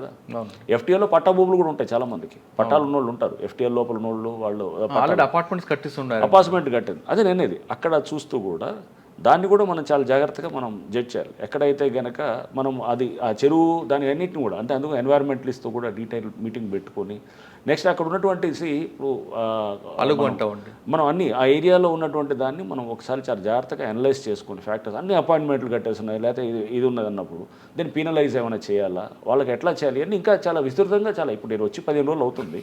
సో డీటెయిల్గా పోయి దాంట్లో వచ్చిన సమస్యలతోటి 10 మందితో డిస్కస్ చేసేటప్పుడు అప్పుడు దానికి వచ్చేటటువంటిది. అట్లానే ప్రభుత్వంతో, ముఖ్యమంత్రి గారితో కూడా డిస్కస్ చేసినప్పుడు వచ్చే సమస్యలు మనం సొల్యూషన్ చేసుకుంటూ పోవడం. అంతేగాని ప్రతి బిల్డింగు పెద్ద ఇది కొట్టే అలానే కూడా ఆల్టర్నేటివ్ చూస్తుంటారు. ఎలా చేయాలి, వాళ్ళకి ఆల్టర్నేట్ ల్యాండ్ ఇవ్వాలా, లేకపోతే ఎలా చేస్తారు, వాళ్ళు తెలిసి చేశారు, అప్పటికే FTL తెలిసి జరిగిందా. బట్ చాలా క్లియర్గా ఉన్నాయి ఎన్వైరన్మెంటల్ ఇది మన దాని ఇష్యూస్లో కోర్ట్స్ కూడా చాలా స్పష్టంగా ఉన్నాయి. ఎక్కడైనా కానీ కూడా ఒకవేళ కట్టు ఉంటే కనుక దాన్ని కూడా తీసేయాల్సిన అవసరం వస్తుంది, తీసేయాల్సి వస్తుంది. అపార్ట్మెంట్స్ కట్టారు లేదా ఇంకేదో పెద్ద పెద్ద స్పేసెస్ కట్టారంటే ఖచ్చితంగా మనకి రేపు అది FTLలో వస్తుంది. ఆ చెరువును పూర్తిగా ఆక్రమించుకున్నాడు, అతను తెలిసి చేశాడంటే ఖచ్చితంగా రేపు అతను he has to face the music అంతే. అంతేగాని అది సార్ అపార్ట్మెంట్ పక్కన నాలాలు వస్తుంటాయి, నాలాలు కుంచించిపోయాయండి. నాలాలు కుంచించిపోయి నాలాలు కప్పెట్టేసినారు పూర్తిగా. అసలు దాన్ని మొత్తం పూర్తి చేసి నాలాలు లేవు అసలు. నాలాల మీద అపార్ట్మెంట్లు కట్టినవి ఉన్నాయి, కొన్ని చోట్ల నాలాల మీద మల్టీ స్టోరీ బిల్డింగ్ వచ్చినాయి, చాలా ఉన్నాయి. సో అవన్నీ అదే అందుకని చెప్తున్నాం, అన్నీ చెక్ చేసి విత్ మన దగ్గర రేపు ఏంటంటే డేటా చాలా ఇంపార్టెంట్. రేపు అది తీసుకెళ్ళి వాడు ఆచరణగా అంత పెద్ద బిల్డర్లు ఏం చేస్తారు, ఫస్ట్ కోర్టుకు పరిగెత్తారు, కోర్టుకెళ్ళి అదో మేము చేసే హోంవర్క్ చాలా పగడబందీగా ఉండాలన్నమాట. రేపు కోర్టుని మేము ఫస్ట్ నమ్మించేటట్టు ఉండాలన్నమాట. ఇదిగో ఈ డేటా ఇది చూడండి, ఇతను ఇది ఇంతకుముందే ఇది FTL. సో కోర్ట్స్ కూడా అది FTL అని మనం నిర్ధారణ చేస్తే కనుక వాళ్ళు కూడా ఎవరు కూడా స్టేలు అది ఇవ్వటం లేదు. FTL లేకపోతే చెరువు అని చెప్పి మనం ప్రూవ్ చేసేది చాలా పక్కా డేటా ఉండాలి. అంతేగాని అప్పుడు డేటా ఒకటి, ఇప్పుడు డేటా ఒకటి, రకరకాల డేటాలు ఉన్నాయనుకోండి, అవన్నిట్లు ఉంటే కనుక అప్పుడు మళ్ళీ వాళ్ళకి అవతలవాడికి అతను అడ్వాంటేజ్గా వాడుకోవడానికి ఉంటుంది అనమాట. సో అందుకోసం ఆ డేటా గురించి కూడా నేను మీటింగ్ పెట్టాను అనమాట. GIS దానికి సంబంధించిన వాళ్ళతోటి, ఈ లేక్స్లో ఇది FTL దాని ఈ చెరువు వైజ్ మీటింగ్ పెడతాను. నెక్స్ట్ చెరువు వైజ్ మీటింగ్ పెట్టి మనం FTL ఎలా నిర్ధారణకు వచ్చారు, అది రేపు కోర్టు దాన్ని అంటే ట్రాన్స్పరెంట్గా ఉండాలి, దానికి ఏంటంటే ఇక ఇది 100% రైట్ అనేటటువంటి విధంగా తీసుకునేటట్టు దానికి జరగాల్సిన హోంవర్క్ జరగాలన్నమాట. అంటే ఇదంతా అవ్వడానికి 1 year పట్టొచ్చు అంటారా? 1 year ఏం కాదు. ఇది ఎప్పటికప్పుడు జరుగుతూనే ఉంటుంది. ఆల్రెడీ కొన్నిట్లో చేస్తున్నారు. చేసిన వాటిల్లో మనం ఆల్రెడీ యాక్ట్ చేయొచ్చు. కొన్ని దాదాపు నాకు తెలిసి ఒక 50-60 చెరువుల్లో ఆల్రెడీ ప్రాసెస్ జరిగిపోయింది. జరిగిపోయిన వాటిల్లో అక్కడ ఎందుకు యాక్ట్ చేయకూడదు అనేది ఉంటుంది అన్నమాట. దానికి కొన్ని ఉంటాయి. ఫస్ట్ ఏంటంటే ఒక సర్వే చేయించాలి. ఫస్ట్ ప్రాసెస్ చెరువు రాగానే సర్వే చేయించిన తర్వాత దానికి ఏది ఎఫ్టీఎల్, ఏది బఫర్ జోన్ అనేది క్లియర్గా ఐడెంటిఫై చేయాలి. ఆ తర్వాత ఒక ఫస్ట్ నోటిఫికేషన్ ఒకటి ఇస్తారు, ప్రిలిమినరీ నోటిఫికేషన్ ఇచ్చి పబ్లిక్కి ఇస్తారన్నమాట. ఈ చెరువులో ఇది బఫర్ జోను ఇదని చెప్పి. దాని తర్వాత నెక్స్ట్ వాళ్ళ నుంచి ఏమైనా అబ్జెక్షన్స్ అవి వస్తే కనుక దాన్నింటిని తీసుకొని నెక్స్ట్ ఫైనల్ నోటిఫికేషన్ ఇస్తారు. కొంతమంది ప్రిలిమినరీ నోటిఫికేషన్ ఇవ్వని కోర్టుకు వెళ్ళే వాళ్ళు ఉంటారు. సో ఇట్లా పలు స్టేజెస్లో ఉన్నాయి, అన్నింటిని కూడా తీసి చేస్తున్నాం. ఈ చెరువు వైజ్ డీటెయిల్కి పోవాలి. అంతేగాని జస్ట్ జనరల్గా మన 100,000 చెరువులు ఉన్నాయన్నమాట. ఈ 1000 చెరువుల్లో మనం ఊరిన జనరల్గా దాంట్లో కూడా మళ్ళీ మనం ప్రయారిటీ తీసుకునేది ఈ వాటర్ చాలా ఇంపార్టెంట్ ఈ ఏరియాలో మనకి. ఎందుకంటే అది ఎన్వైరన్మెంటలిస్ట్తో కూడా మీటింగ్ పెట్టినప్పుడు ఈ చెరువు మనం మాయం ఉండటం వల్ల మనకి హైదరాబాద్కి రేపు చాలా ఇది అనేది వాళ్ళని కూడా డీటెయిల్గా తీసుకొని ఒక వల్నరబిలిటీ ఇండెక్స్ అనేది అంటే అది కూడా ఒకటి తయారు చేయాలనేది కూడా ఒక ఆలోచన ఉందన్నమాట. అంటే ఈ చెరువు మాయం అయితే కనుక దీనివల్ల వచ్చినటువంటి డేంజర్ సమాజానికి ఏంటనేది కూడా మనం అది కూడా ఒకటి పలు ఫ్యాక్టర్స్ ఇవన్నీ చేస్తున్నాయి. సిటీ సరౌండింగ్లో అంటే మనకు ఎక్కడైతే హైడ్రా పరిధి ఉందో ఆ పరిధిలో ప్రభుత్వ భూములు ఇవి, ఇక్కడ చెరువులు ఉన్నాయి. వీటిపై కబ్జా చేసిన, అమ్మినా, కొన్నా నేరస్తులుగా భావిస్తారంటూ మీరు ఒక ఐడెంటిఫై చేసి ఒక ప్రకటన ఇస్తే అది మీకు బెనిఫిట్ ఏమవుతుంది? తప్పకుండా అవుతుంది. రేపు దీని మీద చట్టం కూడా రావడానికి ఉంటుంది. డిజాస్టర్ కొంతమంది తెలియక కొనుక్కుంటుంటారు. తెలియక కాదు, చాలా సందర్భాల్లో తెలియక కొన్నా తెలిసి కొన్నా కానీ కూడా బిల్డర్ అతను రెస్పాన్సిబుల్ అవుతాడు, పబ్లిక్ కూడా రేపు సర్వే నెంబర్లు ఇప్పుడు ignorance of law is no excuse అని అంటారు. తెలియక మాకు తెలియదు, చట్టం ఇక్కడ ఎలా ఉందో తెలియదు, లేకపోతే ఇక్కడ ఉన్నటువంటి ఫ్యాక్ట్స్ మాకు తెలియదు అని అంటే కనుక రేపు మేము అది ఎఫ్టీఎల్ అని చెప్పేసి దీంట్లో ఇంతకుముందు గతంలో అధికారులు కానీ అప్పుడు చాలా ఇప్పుడుతో కాదు, ఇది చాలా సంవత్సరాలుగా ఇది వస్తూ వచ్చింది సిస్టమ్. ఇప్పుడు కొత్తగా ఏదో ఈ లాస్ట్ ఏదో 2 ఏళ్ళలోనో లేకపోతే ఇంకా 10 ఏళ్ళు బట్ క్రమేపీ ఇది పెరుగుతూ వచ్చింది ఇదంతా. సో చాలా స్పీడ్గా ఈ మధ్య ఏంటంటే ఈ ఆక్రమణలు గురవడంతోనే ముఖ్యమంత్రి గారికి ఈ ఆలోచన వచ్చింది అన్నమాట. అంటే ముందే ఒక ప్రకటన ఇస్తే బాగుంటుంది కదా అని. ఇక్కడ ప్రభుత్వ భూములు ఉన్నాయి, ఇక్కడ చెరువులు ఉన్నాయి, వీటిపై కబ్జా చేసినా, అమ్మినా, కొన్నా నేరం అని భావిస్తే తప్పకుండా అది మనం రేపు ఏం చేస్తాము, ఎక్కడెక్కడ చెరువులు ఉన్నాయి అందుకు నోటిఫికేషన్స్ అన్ని ఇచ్చారు చాలా చోట్ల. సర్వేలు చేపించి అన్నీ కూడా సర్వేలు చేపించి పేపర్ ప్రకటనలు కూడా ఇదిగో ఇది అన్నీ కూడా ఇది ఉన్నాయని చెప్పేసి వాళ్ళు రేపు చేసినప్పుడు కోర్టుకు సబ్మిట్ చేస్తారు. కోర్టు కూడా వెళ్తారు న్యాచురల్గా. మనం వాళ్ళ లీగల్ హక్కును కాదని అనలేము కదా. ప్రకటించింది కాబట్టి వెళ్తే వాళ్ళు అంటారు సార్ అప్పుడే మీరే పర్మిషన్ ఇచ్చారు కదా, మరి మీరే పర్మిషన్ ఇచ్చి మీరు మళ్ళీ ఇప్పుడు కాదంటే ఎలా, ఇలా అంటారు రకరకాల. సో అంటే ఇష్యూస్ వస్తాయి. మీరే పర్మిషన్ ఇచ్చారు, అప్పుడు బిల్డింగ్ ప్లాన్ అప్రూవ్ చేశారు, మళ్ళీ ఇప్పుడే వచ్చి మీరే కాదంటున్నారు, ఎలా అవుతుంది ఇది అన్నట్టు. సో అప్పుడు పర్మిషన్ ఇచ్చిన సిస్టమ్ని అప్పుడు వాళ్ళు కూడా బాధ్యులు అవుతారు. ఈ మధ్యకాలంలో అయితే కనుక ఎప్పుడో సరే 30-40 ఏళ్ల క్రితం ఎప్పుడైనా అయితే కనుక అది చెప్పలేం కానీ బట్ తప్పకుండా అన్నింటినీ కూడా పరిగణలో తీసుకుంటాం. పర్మిషన్ ఎలా ఇచ్చారు, అంతకుముందు ఎఫ్టీఎల్ అని తెలిసి ఎలా ఇస్తున్నారు, అవన్నీ కూడా రేపు వాళ్ళు ప్రాసిక్యూట్ చేస్తారు. ఇందులోనే మీకు ఇన్వాల్వ్మెంట్ అయిన ఇంకో డిపార్ట్మెంట్ ఉంటుంది, సబ్ రిజిస్టర్ డిపార్ట్మెంట్. సబ్ రిజిస్ట్రార్లకు ఉన్న రైట్స్ ప్రకారం అక్కడ ఉన్న ల్యాండ్ అనేది వెరిఫై చేయకుండా రిజిస్ట్రేషన్ చేయడం అనేది వాళ్ళకున్న రైట్స్. ఈవెన్ చార్మినార్ అమ్మడానికి వచ్చినా సరే వాళ్ళు రిజిస్ట్రేషన్ చేస్తారు, వెరిఫై చేయరు. వాళ్ళకున్న నామ్స్లో వాళ్ళకు ఉన్నాయి. అది కూడా మోడిఫికేషన్ చేస్తే ఒక ప్లస్ అయ్యే అవకాశం ఉంటుంది కదా. తప్పకుండా మురళి, ఇది చాలా పెద్ద సబ్జెక్టు. ఇది చాలా ఏంటంటే దీంట్లో మనం వెళ్ళే కొద్దీ ఇంకా మేము నేర్చుకుంటాము. తప్పకుండా ప్రభుత్వానికి కూడా పలు రిపోర్ట్స్ ద్వారా చట్టాలు మోడిఫికేషన్ చేయాలంటే కూడా చేస్తాము, ఏజెన్సీస్ టైటన్ అప్ చేయాలంటే కూడా చేయాలి. అండ్ సబ్ రిజిస్టర్ మీరు అన్నట్టు ఏంటంటే వాళ్ళే కాదు, ఇప్పుడు అక్కడ బిల్డింగ్ పర్మిషన్ ఇచ్చేటప్పుడు ఒకవేళ అది చెరువు ఉందని తెలిసిన తర్వాత కూడా దాన్ని పుడుస్తుంటే కనుక ఎందుకు దాన్ని సైలెంట్గా ఉన్నాం, అలా కాదు కదా. అక్కడ అధికారులు అప్పుడు ఏం చేస్తున్నారు. అండ్ ఇప్పుడు కొంతమంది స్వార్థం వల్ల ఏమైందంటే అందరికీ ఇప్పుడు ముప్పు వచ్చే పరిస్థితి వచ్చింది అన్నమాట. సో ఇది ఉండొచ్చు, కొన్ని 100 మంది ఉంటారు, కొన్ని 1000 మంది ఉంటారు సిటీలో. ఆ వాళ్ళ మీరు అన్నారు శత్రువులు తయారు చేసుకుంటామని అన్నారు కదా, ఈ 1000 మంది కొంతమంది ఉండొచ్చు, పవర్ఫుల్ ఫెలోస్ ఉండొచ్చు, బట్ లక్షలాది మంది దీంట్లో ఉన్నటువంటి 1 కోటి పైన ఉన్నటువంటి హైదరాబాద్ అందరూ కూడా బెనిఫిట్ అవుతారు. వాళ్ళ కోసం వీళ్ళకి మనం తప్పకుండా ఇట్స్ అది మనకి మన బెంథమ్స్ యూటిలిటేరియన్ ప్రిన్సిపల్ ఉంటుంది. ఓకే, సో అది maximum good for maximum number of people అనమాట. సో అంటే ఎక్కువ మందికి ఎక్కువ మంచి చేసేది అనమాట. అది చేయటం కొంతమంది దాంట్లో డ్యామేజ్ అవుతాయి అనమాట. కొంతమంది మనకి ఇంట్రెస్ట్లు దెబ్బతింటాయి. బట్ మీరు సపోజ్ 100 మందికి మంచి చేయాలన్నప్పుడు సపోజ్ 99 మందో 95 మందో లాభపడతారు, ఒక 2-3 నష్టపోయే వాళ్ళు ఉంటారు. అది వాళ్ళ చేతులు చేసుకుందాం, చేతులారా చేసుకుండొచ్చు, తెలియక చేసుకొని ఉండొచ్చు, తప్పకుండా ఉంటాయి. బట్ ఆ చేసేటప్పుడు నష్టపోతున్నారంటే దానికి ఒక ప్రాసెస్ ఉంటుంది. ఎవరైనా ఇష్టమైనట్టు మనం చేయడానికి కూడా ఉండదు. ఎందుకంటే అప్పుడు పర్మిషన్లు ఇచ్చారు కదా, మరి అప్పుడు నేను లోన్లు తీసుకొని కట్టాను, నేను పర్మిషన్లు తీసుకున్నాను, అప్పుడు మీరే ఇది కాదు, ఇదేమీ లేదు, దీంట్లో చెరువు లేదన్న మీరే ఇచ్చారు అని ఉంటాయి. వ్యవస్థ కూడా ఆ టైంలో ఎలా రెస్పాండ్ అయింది అనేది కూడా అన్నిటి కూడా పరిశీలించాల్సి వస్తుంది. అందులో చెప్పేది ఈచ్ ఒక చెరువు ఫైల్ మాది ఒక కేసు దర్యాప్తు ఫైల్లా తయారవుతుంది అనమాట. సిడి ఫైల్ లాగా, సిడి ఫైల్, పెద్ద సిడి ఫైల్ ఉంటాయి చూసారా, మంచి మర్డర్ కేసో లేకపోతే ఇట్లాంటివి ఉంటాయి, ఆ టైప్ ఫైల్ లాగా తయారు చేస్తాం. దాన్ని లోతుగా పోయి దాన్ని ఇంట్రెస్టింగ్ సబ్జెక్టు, దీన్ని డెప్త్లో పోవాల్సిన పరిస్థితి ఉంటుంది. అందుకని చాలా లీగల్ టీమ్ స్ట్రాంగ్ ఉండాలి, సర్వేయింగ్ టీమ్ స్ట్రాంగ్ ఉండాలి, మా కన్సల్టెన్సీని పెట్టాలి, డేటా బేస్ ఏదైతే మేము పోతున్నామో అది ఇర్రెఫ్యూటబుల్ డేటా ఉండాలి, టెక్నాలజీ టీమ్ స్ట్రాంగ్ ఉండాలి, టెక్నికల్ డేటా మీద బేస్ అవుతుంటాము. ఇవన్నీ అంటే ఎన్నింటినీ కలిపి చేస్తుంటాం అనమాట. ఇరిగేషన్ దీంట్లో పాటు ఒక లీగల్ సిస్టమ్ సెపరేట్ పెట్టుకుంటే మీరే ఎఫ్ఐఆర్ ఇష్యూ చేసి మీరే కేసులు, అదే కదా ఇప్పుడు నేను చెప్తుంది. పోలీస్ స్టేషన్ కూడా ఇప్పుడు ఏమవుతుంది, సపోజ్ చెరువు ఎవరో ఆక్రమించుకుంటున్నాడు, ఆక్రమించినప్పుడు అతను 4 ఎకరాలకు మొత్తం గ్రావెల్ తోటి ఇచ్చేస్తాడు, దాన్ని కవర్ చేసేస్తాడు, మొత్తం ఏదో గ్రావెల్ తెచ్చి అడ్డింటికి తీసుకొని డంప్ చేస్తాడు. మనం చేసే లోపల అది మళ్ళీ గ్రావెల్ని తీసేయాలంటే కనుక అది పెద్ద ఖర్చు అయినప్పుడు దాంతో వాడు ఏం చేస్తాడు, అది చేసి మెల్లిగా ఎప్పుడో టైం చూసుకొని దాంట్లో మళ్ళీ దాంట్లో కట్టేయటం ఏదో చేసుకుంటున్నారు అనమాట. చేసి దాని పర్మిషన్ తెచ్చుకొని రెగ్యులరైజ్ చేసుకొని ఒక కోర్టు ఆర్డర్ తెచ్చుకుంటాడు. దీనికి అందుకోసమే మేము ముఖ్యమంత్రి గారిని కూడా వారిని రిక్వెస్ట్ చేసింది కూడా ఏంటంటే, సార్ మనకు పోలీస్ స్టేషన్ లాంటిది కూడా ఉంటే కనుక చట్టాలు కూడా స్ట్రాంగ్గా తయారయ్యేటట్టు. సో వారు దానికి కూడా సుముఖంగా ఉన్నారు.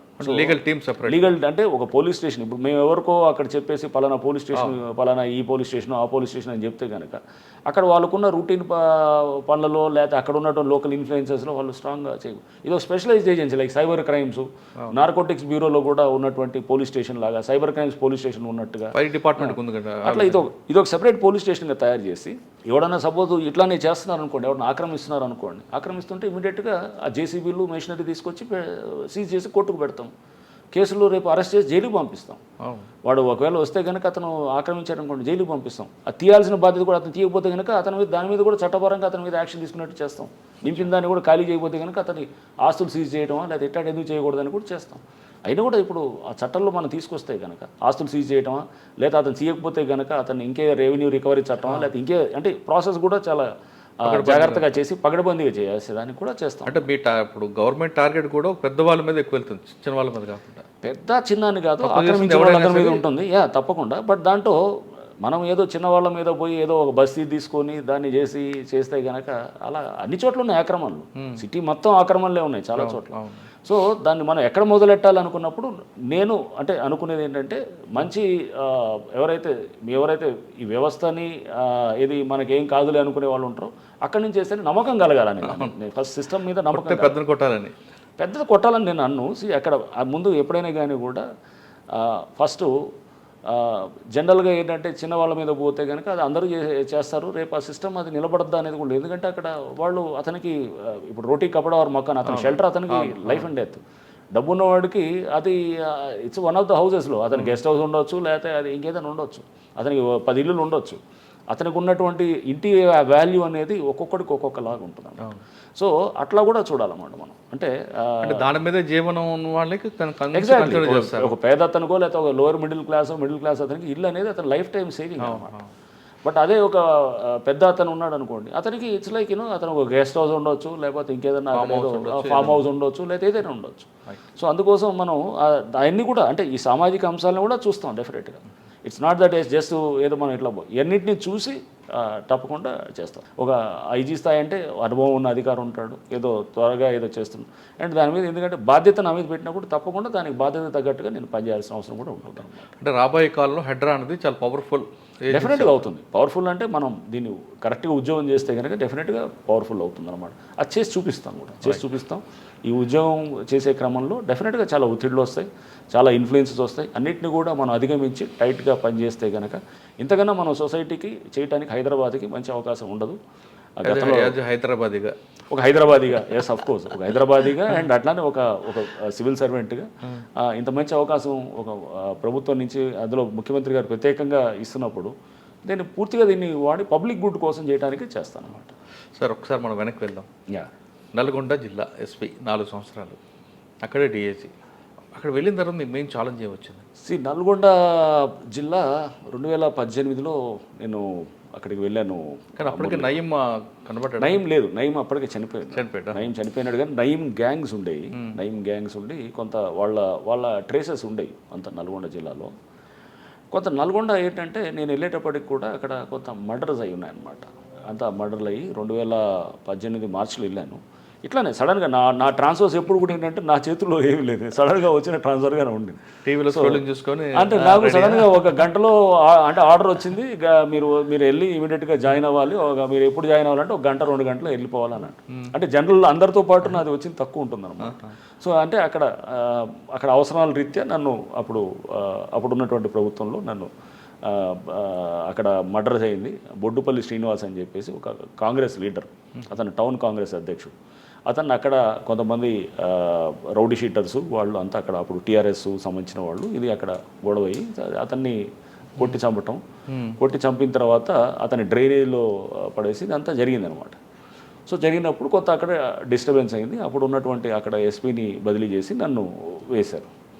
సో రౌడీయిజం అనేది కొంత నల్గొండలో కాస్త ఎక్కువగా ఉంటుందన్నమాట. సో అక్కడ కాస్త అంత భాయ్ అనే కల్చర్ ఒకటి ఉంటుందన్నమాట. అంటే అంతా ఏంటంటే మనం ఊరిని శాసించాలి, టౌన్ అంతా మన కంట్రోల్లో. నల్గొండకి నేను వెళ్ళినప్పుడు మార్చిలో ఈ అన్ని పరిస్థితుల్లో అంటే ఒక బొడ్డుపల్లి శ్రీనివాస్ మర్డర్ అయ్యింది.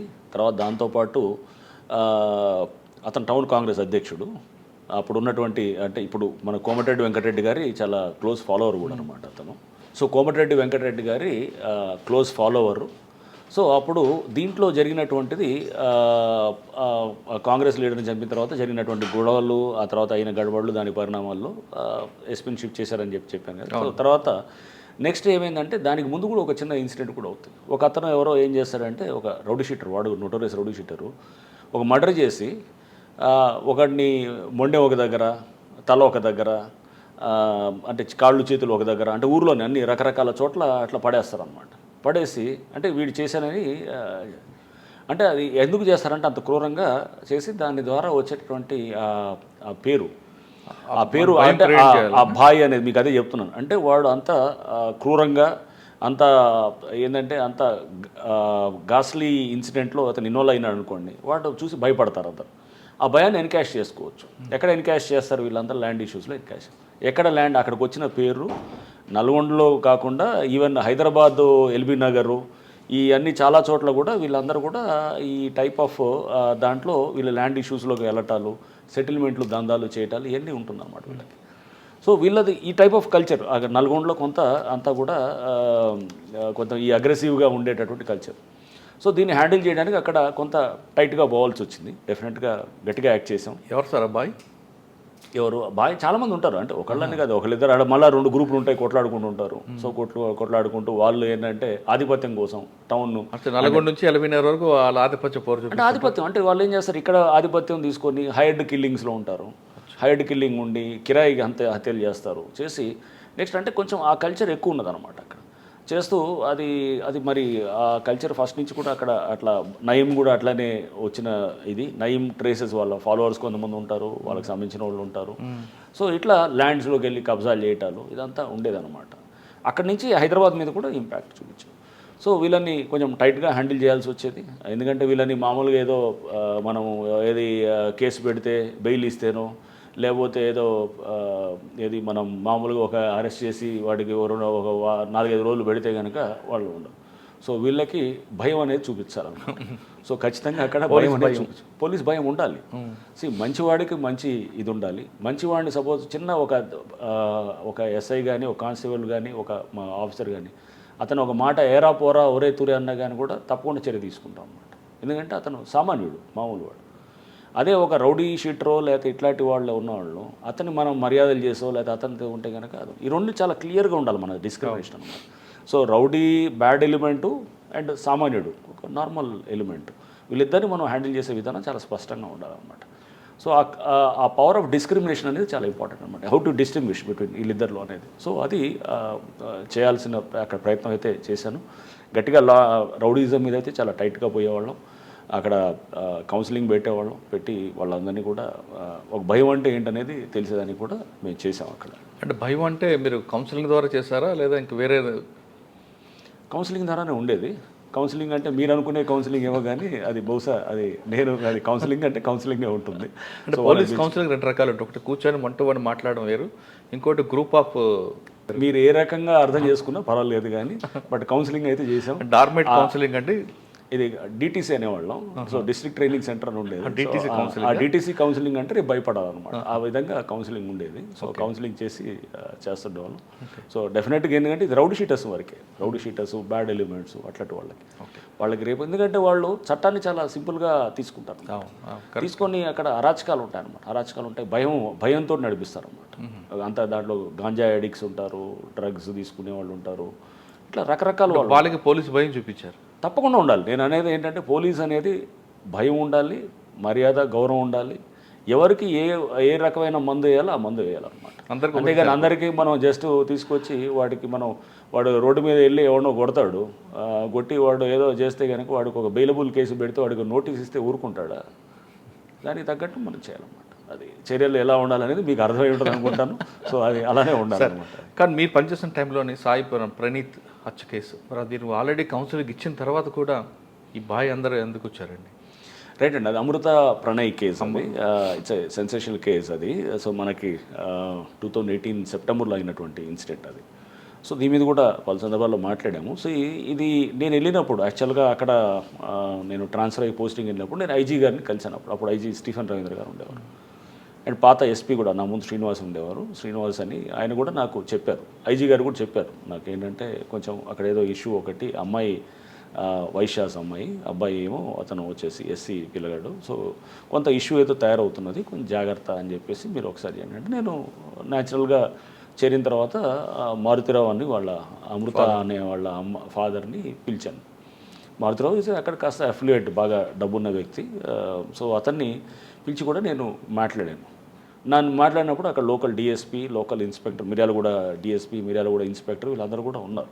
అందరినీ పెట్టి నేను మాట్లాడి ఇతను మారుతిరావు మిర్యాలగూడ అతను. సో చెప్పినప్పుడు అతను నార్మల్గా ఏమన్నాడు, ఈ అబ్బాయి అప్పటికే మ్యారేజ్ అయ్యింది, వాళ్ళది మ్యారేజ్ అయింది జనవరిలో అనుకుంటా, వాళ్ళు ఆర్య సమాజ్లో మ్యారేజ్ ఏదో చేసుకుంటారు. చేసుకున్న తర్వాత సార్ నాకు వాళ్ళిద్దరు ఏదో సరే, నేను అమ్మాయి నా ఒక బిడ్డే, నేను ఆ మ్యారేజ్ నాకు ఇష్టం లేదు, ఇప్పుడు చేసుకున్నారు కాబట్టి ఇక నేను చేయగలిగేది కూడా ఏమీ లేదు, వాళ్ళ దారి వాళ్ళది, నా దారి నాదే అనేటట్టు చెప్తూ బాధపడుతూ అతను కొంచెం కన్నీళ్ళు పెట్టుకోవడం చేస్తాం. సో మనం ఒక తండ్రి జనరల్గా జరిగేది ఇదే అన్ని కేసుల్లో. వాళ్ళు ఏంటంటే అయిపోయింది కదా, ఇంకేముందిలే, వీళ్ళు ఎవరి దారి వాళ్ళది అనుకుంటారు. సో మేము సరే జాగ్రత్త మారుతిరావు, మీరు తప్పుడు వైపు ఎలాగో ఆలోచన చేయకుండా చూడండి అని చెప్పినాము. ప్లస్ మా వాళ్ళకు కూడా నేను మళ్ళీ అతను వెళ్ళిన తర్వాత కూడా కొంచెం జాగ్రత్తగా గమనిస్తుండండి. అట్లా మనం ఇది ఏంటంటే అంత ఈజీగా తీసుకోవడానికి లేదు, మనం గమనిస్తూ ఉండాలి, కొంత ఇన్ఫర్మేషన్ తీసుకోవాలని. సో ఇతను అప్పుడు ప్రెస్ మీట్లో కూడా నేను చెప్పాను ఇదంతా కూడా. సో తర్వాత ఏంటంటే ఇతను బాగానే ఉన్నాడు, బాగానే ఉండి ఈ అమ్మాయి ప్రెగ్నెంట్ అయింది. ప్రెగ్నెంట్ అయిన తర్వాత అమృత ప్రెగ్నెంట్ అయిన తర్వాత ఈ అమ్మాయిని అంటే వాళ్ళు ఏ విధంగా అయిందంటే ఇక ఇంట్లో ఈ తల్లి కూడా బిడ్డతోటి అంటే కాంటాక్ట్ రావటం, అంటే అప్పటిదాకా మాటలు లేనిటటువంటిది మెల్లిగా ఇదయ్యి ఒక రిసెప్షన్ కూడా ఆర్గనైజ్ చేశారు. ఆగస్టులో ఒక రిసెప్షన్ ఆర్గనైజ్ చేస్తారు. ఎవరు వీళ్ళు, ఈ ప్రణయ్ వాళ్ళ తల్లిదండ్రులు వాళ్ళు ఆర్గనైజ్ చేస్తారు మిర్యాలగూడలో.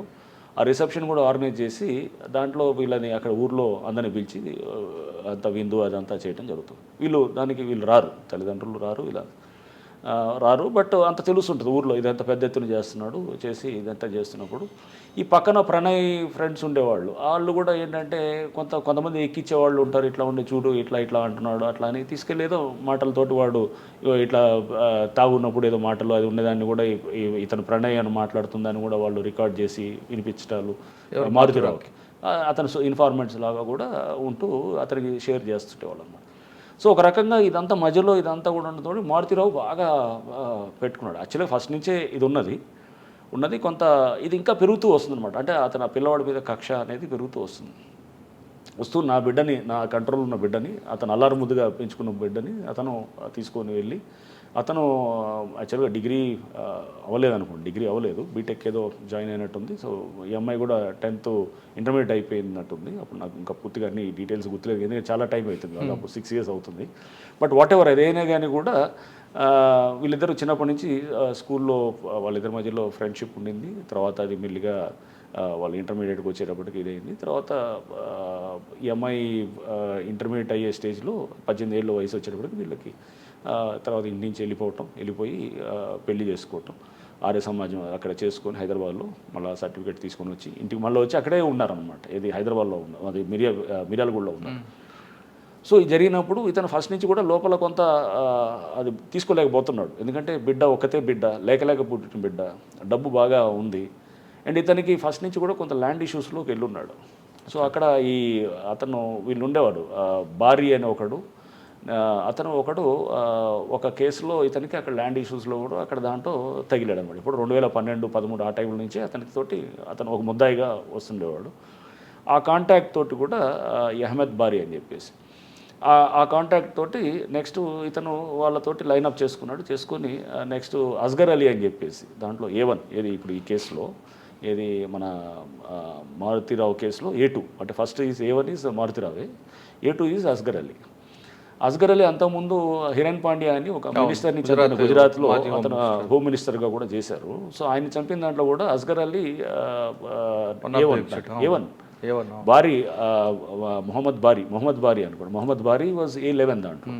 సో అంటే అక్యూజ్ 11 అనమాట. సో వీళ్ళు దాంట్లో కూడా ముద్దాయిలు అనమాట. సో చాలా నోటోరియస్ ఫెలోస్ వీళ్ళంతా. ఏంటంటే ISI ట్రైనింగ్ తీసుకొని ఇతను అస్గర్ అయితే చాలా ఇదిగా ఉండేవాడు. సో అప్పుడు తర్వాత దాంట్లో ఇది కూడా వచ్చింది, లైఫ్ ఇంప్రిజన్మెంట్ కూడా పడ్డది దాంట్లో. సో అస్గర్ని బారీ ద్వారా కాంటాక్ట్ చేశాడు ఎవరు ఇతను చేసి అక్కడ లోకల్గా అప్పుడు కాంగ్రెస్ లీడర్ ఒక అతను ఉండేవాడు, జావేద్ సంథింగ్ ఏదో ఉండేది. అతను ఒక లోకల్ కాంగ్రెస్ లీడర్ ఉండేవాడు ఆ టైంలో. అతను టౌన్ కాంగ్రెస్ అధ్యక్షుడు అక్కడ ఏది మన మిర్యాలగూడలో అక్కడ ఉండేది. అతని ద్వారా కూడా వీళ్ళు అంటే దానికి పార్టీలు ఏం లేదు దీంట్లో. అంతా ఏంటంటే అప్పుడు ఇది అతను వాళ్ళ అంటే భారతీరావు క్లోజ్ ఫ్రెండ్ కూడా అతను. అట్లా పార్టీల పరంగా ఇదనేది. ఎందుకంటే వీళ్ళు ఎంఐఎం, మారుతిరావు ఏమో TRS పార్టీలో ఉండేవాడు అప్పుడు, ఇక్కడ ఇతనేమో కాంగ్రెస్లో ఉండేవాడు. ఇట్లా అంతా పార్టీలు కాదు, అంటే ఫ్రెండ్షిప్ అనమాట. సో ఇలా ఉండింది. వీళ్ళందరూ దాంట్లో ఇచ్చేస్తూ ఈ మారుతిరావుకి సరే మారుతిరావు లైనప్ చేసుకున్నాడు. అంటే ఇతన్ని ఎలిమినేట్ చేయాలనుకునేది క్లియర్గా లైనప్ చేసుకున్నాడు. September 14th అనుకుంటా అప్పుడు మర్డర్ చేయడం జరిగింది. చేసిన తర్వాత రోడ్డు మీద నరికి అతను వాడు బీహార్ నుంచి వచ్చిన వాడు ఎవడైతే ఉన్నాడో వాడు A2 వాడు, A3 is Asghar Ali. So అతను నరకటం జరిగింది అనమాట, నరికి చంపాడు. సో మన స్క్రీన్ మీద కనపడేటప్పుడు A2 ఇతను ఒక్కటే ఉంటాడు అనమాట, ఇంకెవడు ఉండడు మనకి. వీళ్ళు హాస్పిటల్కి వెళ్తారు. హాస్పిటల్కి వెళ్ళి ఈ అమ్మాయి ఎవరు అమృతాని ప్రెగ్నెంట్ ఉంది కాబట్టి తీసుకెళ్ళటానికి ఇతను ప్రణయ్ తీసుకెళ్తున్నప్పుడు ఆ సీసీ కెమెరాలో దూరం నుంచి ఇతను నరకటం ఒకటే మనకి అంతవరకే. ఫర్దర్గా మనకి ఇంకేమీ అక్కడ లీడ్స్ కూడా ఏం లేవు. మీకు ఎన్ని గంటలకు వచ్చింది ఇన్ఫర్మేషన్ అండి ఆ రోజు? ఇమీడియట్గా అక్కడ అయింది ఆ రోజు. ఐ థింక్ అరౌండ్ 11:30-12 అట్లా అయింది. ఇమీడియట్గా వచ్చింది. ఇమీడియట్గా వితిన్ 12 ఆ టైంలో అయినట్టుంది, 11:30-12 ఆ టైంలో. సో ఇమీడియట్గా వెళ్ళటం జరిగింది. అందరం మా వాళ్ళు వెళ్ళారు. వెళ్ళిన తర్వాత సో ఫస్ట్ డౌట్ మారుతిరావు మీదే ఉండింది న్యాచురల్గా. మారుతిరావు మీద ఉండింది. మారుతిరావు ఎఫ్ఐఆర్లో కూడా మారుతిరావు పేరు వచ్చింది, ఎందుకంటే ఇతన్ని చంపడానికి ఇదనేది. బట్ మారుతిరావుకి కనెక్ట్ అవ్వడానికి ఏం లేదు, అతనికి ఎటువంటి కాంటాక్ట్ కూడా ఉండదు అనమాట అసలు. సో వీళ్ళు కాంటాక్ట్ వాడింది కూడా అంతా అక్కడ డిఫరెంట్ టైప్ ఆఫ్ కమ్యూనికేషన్ అంతా వాడారు. అప్పుడు వాడి అసలు ఎక్కడ కూడా మనకి దొరకకుండా ఉండేటటువంటి విధంగా కూడా చాలా జాగ్రత్తలు తీసుకున్నారు అంతా. అస్గర్ ఎందుకంటే వాడు పెద్ద ముదురు కేసు కాబట్టి వాడు ఆల్రెడీ ఇదంతా కూడా జాగ్రత్తగా చేశాడు. సో మనకి వెంటనే కొంత మాకున్నటువంటి నెట్వర్క్లో ఈ అన్నింటినీ మనం ముందు తీసుకుంటూ ఒకళ్ళని మనం ఐడెంటిఫై చేయటం మొదలెట్టి తర్వాత టీమ్స్ అన్నీ కూడా కొంత అన్ని స్టేట్స్లో అన్ని రకాలుగా, అంటే మహారాష్ట్రకి కొంత ఇటువైపు కూడా మనము మన ఇతన్ని తీసుకురావడానికి బీహార్కి, నెక్స్ట్ ఇంకా కొంత మనకి అంటే అన్ని స్టేట్స్ కూడా డిస్పాచ్. బీహార్ అని మీకు ఎలాగ అయిపోయిందండి? క్లూ ఎక్కడ వచ్చింది? సో క్లూ అనేది ఎక్కడంటే మనకి ఈ చేసే క్రమంలో యాక్చువల్గా ఒకటి మనం పికప్ చేసినప్పుడు ఎవరు చేశారు ఏంటనేది మనకి వర్కౌట్ తెలిసిపోయింది అనమాట. పలానా వాడని చెప్పి అర్థమైంది అనమాట. అర్థమైనప్పుడు వాడి ఫోటోలు అది తీసుకున్నాం. ఎక్కడో చిన్న దాంట్లో మనకి ఐ థింక్ వాడి ఫోటో ఒక దగ్గర వచ్చింది మనకి. ఫోటో వచ్చినప్పుడు ఆ ఫోటోని పట్టుకొని మా టీం అక్కడ చాలా బాగా చేశారు. అప్పుడు అక్కడ ఉన్నటువంటి టీం అప్పుడు ఆఫీసర్స్ అంతా కూడా అప్పుడు ఇతను ఉండేవాడు, మన హాలియా ఇన్స్పెక్టర్ కూడా ఉండేవాడు. హాలియా ఇన్స్పెక్టరు ఇప్పుడు కొండమల్లిపల్లిలో ఉంటున్నాడు అనమాట ఇన్స్పెక్టర్ అతను. ఇంకా వాళ్ళ టీము డిఎస్పీ అప్పుడు శ్రీనివాస్ ఉండేవాడు అతను. ఇంకా అందరూ, అంటే ఒకళ్ళని కాదు, అందరూ కూడా దాంట్లో యాక్టివ్గా చేశారు. ఐటీ టెక్నికల్ టీం కూడా బాగా చేశారు. సో అందరినీ రకరకాలుగా మనం పికప్ చేశాము. పికప్ చేసి అంటే మీకు అన్నీ నేను మీకు చెప్పకూడదు, అందులో నేను కొన్ని కావాలని రివీల్ చేయకూడదు, ఎందుకంటే రేపు క్రిమినల్స్ అందరూ కూడా తెలుసుకొని. So but we had some అంటే వర్కబుల్ లీడ్స్ కోసం చూస్తాం ఎప్పుడైనా కానీ. అక్కడే కదా ఇప్పుడు అవతల వాడు ముదురైనప్పుడు పోలీసు కూడా అంతే లెవెల్లో యాక్ట్ చేసేటట్టు ఉండాలి. సో చేసేటప్పుడు ఆ లీడ్స్ని చాలా స్మార్ట్గా వర్కౌట్ చేసే టీము ఉండింది లక్కీగా నల్గొండలో అప్పుడు. So we could crack that case క్విక్గా 4 డేస్లో. మనం September 14th అయింది మర్డరు. వితిన్ 3-4 డేస్లో అందరూ కూడా మేము బై 18th కల్లా అందరిని అరెస్ట్ చేసాం అనమాట. 18th కల్లా చేసి ముందే మీకు ఇన్ఫర్మేషన్ ఉంది కదా ప్రాణానికి ఏమాత్రం సెక్యూరిటీ ఇచ్చి ఉంటే ప్రాబ్లం ఉండేది కాదనేది. అది కూడా జరిగింది. యాక్చువల్గా ఈ అమ్మాయిని అబ్బాయిని కూడా పిలిచి డిఎస్పీ మాట్లాడితే కూడా వాళ్ళు లేదు సార్ ఇప్పుడు మేము బాగున్నాము, మీరెందుకు అనవసరంగా మా అమ్మాయి మాతో మాట్లాడుతుంది, మీరు వచ్చి అనవసరంగా కాంప్లికేట్ చేస్తారన్న టైప్లో అమ్మాయి వాళ్ళు. అంటే వాళ్ళు ప్యాచప్ జనరల్గా ఇవన్నీ ఉంటాయి, డివైడ్ అవుతారు వాళ్ళు, మళ్ళీ కలిసిపోవటం ఇదంతా ఉంటుంది. సో వాళ్ళ నుంచే అవసరం లేదు, మీరు మాకేమి బాగుంది, మాకేమి కంఫర్ట్గా ఉంది, వాళ్ళ తల్లి కూడా మెల్లిగా మాటల్లో అది ఉన్నది కాబట్టి వీళ్ళు మాకేమి కంప్లైంట్ ఇప్పుడే ప్రాబ్లం లేదన్నట్టే చెప్పారు. అప్పటికే పెళ్ళి అయ్యి దాదాపు 7-8 నెలలు అయిపోయింది కదా. మెల్లిగా మనం కూడా ఏమనుకుంటాం అయిపోయింది. ఒక రకంగా మారుతిరావు ఏంటంటే నమ్మించాడు, వీళ్ళు బాగా నమ్మించాడు, వీళ్ళు కూడా నమ్మారు అనమాట. లోపల కోపాన్ని అతను ఎక్కడ ప్రదర్శించలేదు, అతను ఎక్కడ కూడా దాని మీద అతను దాన్ని ఎక్స్పోజ్ కాల కోపం అందరం తీసుకొచ్చారు. ఒక కేసులో కన్విక్షన్ వచ్చిందంటారా? ఆ తర్వాత ఏమైందో అంటే దాన్ని ఫాస్ట్ ట్రాక్ కోర్టులో కూడా పెట్టాము. ఐ థింక్ మరి కేసు నేను ఏమైందో నాకు తెలియదు. అంటే నేను వచ్చిన తర్వాత నేను అమ్మాయిని మధ్యలో నాకు ఒకసారి అమృత మాట్లాడాను, అవుతుంది సార్ అప్పుడు జరుగుతుంది, వాళ్ళ ఫాదర్ కూడా ప్రణయ్ వాళ్ళ ఫాదర్ కూడా మాట్లాడారు, అవుతుంది సార్ ఎవిడెన్స్ అవుతుంది. నేను మళ్ళీ తర్వాత ట్రాక్ సార్ మొత్తం ఎపిసోడ్ చూసారు కదా, ఎపిసోడ్లో ప్రతీకార వచ్చేది క్లియర్గా. మారుతురా కూడా మనకి సూసైడ్ చేసుకుంటారు, అది ఏం సాధించినట్లండి? చాలా చాలా పెక్యులర్ అండ్ ఇంట్రెస్టింగ్ కేసు కూడా. అంటే దీంట్లో మనం సామాజిక అండ్ సైకాలజీ దీన్ని అర్థం చేసుకుంటే కూడా దీంట్లో చాలా ఉన్నాయి. చిన్నప్పటి నుంచే కనుక వాళ్ళు ఇన్ఫాచ్యుయేషన్స్ ఉంటాయి, వాళ్ళ ప్రేమ ఇవన్నీ ఉంటుంది. ఎస్పెషలీ ఆ అడాలసెన్స్లో ఉన్నప్పుడు 14-15 అంటే జస్ట్ ఆ ఏజ్లో ఉన్నప్పుడు దాంట్లో చూడంగానే మనిషిని చూడంగానే కాస్త కనపడంగానే ఆ పిల్లవాడు కానీ అమ్మాయి కానీ అందంగా కనపడంగానే ఆ ప్రేమలు అనేది వస్తాయి అన్నట్టు, డెవలప్ అవుతాయి. అది డెవలప్ అయినప్పుడు సో అది యాక్చువల్గా అది ప్రేమ నేను ఇట్స్ షియర్ ఇన్ఫాచ్యుయేషన్. సో అది ఆ ఆస్పెక్ట్ ఒకటి, రైట్. సో దీంట్లో అమ్మాయి అబ్బాయి వాళ్ళిద్దరూ ప్రేమించుకున్నారు, ఫైన్, బాగానే ఉంది. మనం తర్వాత మారుతిరావు ఏమో అతను వైశ్య అండ్ వీళ్ళేమో ఈ పిల్లవాడు ఇతను ఎస్సీ మాలా కమ్యూనిటీ అనుకుంటా. సో ఇతను ఎస్సీ అనమాట. సో న్యాచురల్గా కమ్యూనిటీ అనేది కూడా ఒక యాంగిల్ దాన్ని తీసుకొచ్చిన తర్వాత డబ్బు పరంగా కూడా ఇతను బాగా డబ్బు ఉన్నవాడే. వీళ్ళ ఫాదర్ కూడా ఎల్ఐసిలో హీ వాజ్ ఒక ఎంప్లాయీ, హీ వాజ్ ఆల్సో పర్వాలేదు, reasonably he was good. But అంటే ఈయన బాగా డబ్బు ఉన్నది. సో కులం అనేది మెయిన్ ఒక ఆస్పెక్ట్ చూశాడు. ప్లస్ ఈ పిల్లవాడు ఏమున్నది ఇతనికి బ్యాక్గ్రౌండ్. ఇప్పుడు ఒక తండ్రిగా ఆలోచన చేసినప్పుడు న్యాచురల్గా ఏం చేస్తాడు, నా బిడ్డని నేను మంచిగా చేయాలనేది చూస్తాడు ఎవడ. నా బిడ్డని నేను మంచి కుటుంబంలో ఇవ్వాలి, మంచి భవిష్యత్తు ఇవ్వాలనుకునే తండ్రి తప్పకుండా ప్రతి తండ్రి అయినా మీరైనా అంతే చేస్తారు, నేనైనా అంతే చేస్తాను. సో ఒక మంచి ఫ్యామిలీలో ఇవ్వాలి బాగా. నేను మారుతిరావు అని అడిగాను కూడా ఇంట్రాగేషన్ అప్పుడు. మారుతిరావు ఇదే సపోజ్ ఒక పిల్లవాడు ఎస్సీ పిల్లవాడు ఉంటాడు, అతను ఐఏఎస్ అధికారం లేకపోతే ఎవరు ఉంటారు, నువ్వు అప్పుడు ఇస్తావా పిల్లని ఇస్తావా అన్నాను. తప్పకుండా ఇస్తాను సార్ అన్నాడు. అదే సపోజ్ మీ కులవత్తనే ఉంటాడు ఎవడో మామూలు ఇది రిక్షా లాగేవాడు ఉంటాడు, లేకపోతే ఇతను ఎందుకంటే ఇతను ముందు కిరసనాయిలు అమ్ముతూ అట్లా రోడ్డుకి ఇస్తాను, నేను ఇవ్వను సార్ అన్నాడు. అంటే కులం అనేది ఒక ఆస్పెక్ట్ అయితే క్లాస్ అనేది కూడా ఇంకొక ఆస్పెక్ట్ కూడా వస్తుంది, పరువు అనేది, డబ్బు పరువు ఇదన్నీ అన్నీ కలిపి సమగ్రంగా వస్తుందన్నమాట. సో దీంట్లో మారుతిరావు ఒక తండ్రిగా అతను ఆలోచన చేశాడు. వీళ్ళు ఆ టీనేజ్లో వీళ్ళు ఉన్న దీంతో వీళ్ళు ఇది ఇన్ఫాచ్యుయేషన్ తోటి వాళ్ళు క్యారీ అవుట్ అయ్యారు. ఇవన్నింటిలో కూడా ఏమనిపించిందంటే మారుతిరావు పేరెంటింగ్ ఇష్యూస్లో కూడా కొన్ని వస్తాయన్నమాట. ఇవన్నీ అంటే ఒక తండ్రి తల్లి కూడా మనం ఈ ఏజ్లో చాలా జాగ్రత్త, ఎస్పెషల్లీ సెల్ ఫోన్స్ వచ్చిన తర్వాత చాలా జాగ్రత్తగా ఉండాలన్నమాట.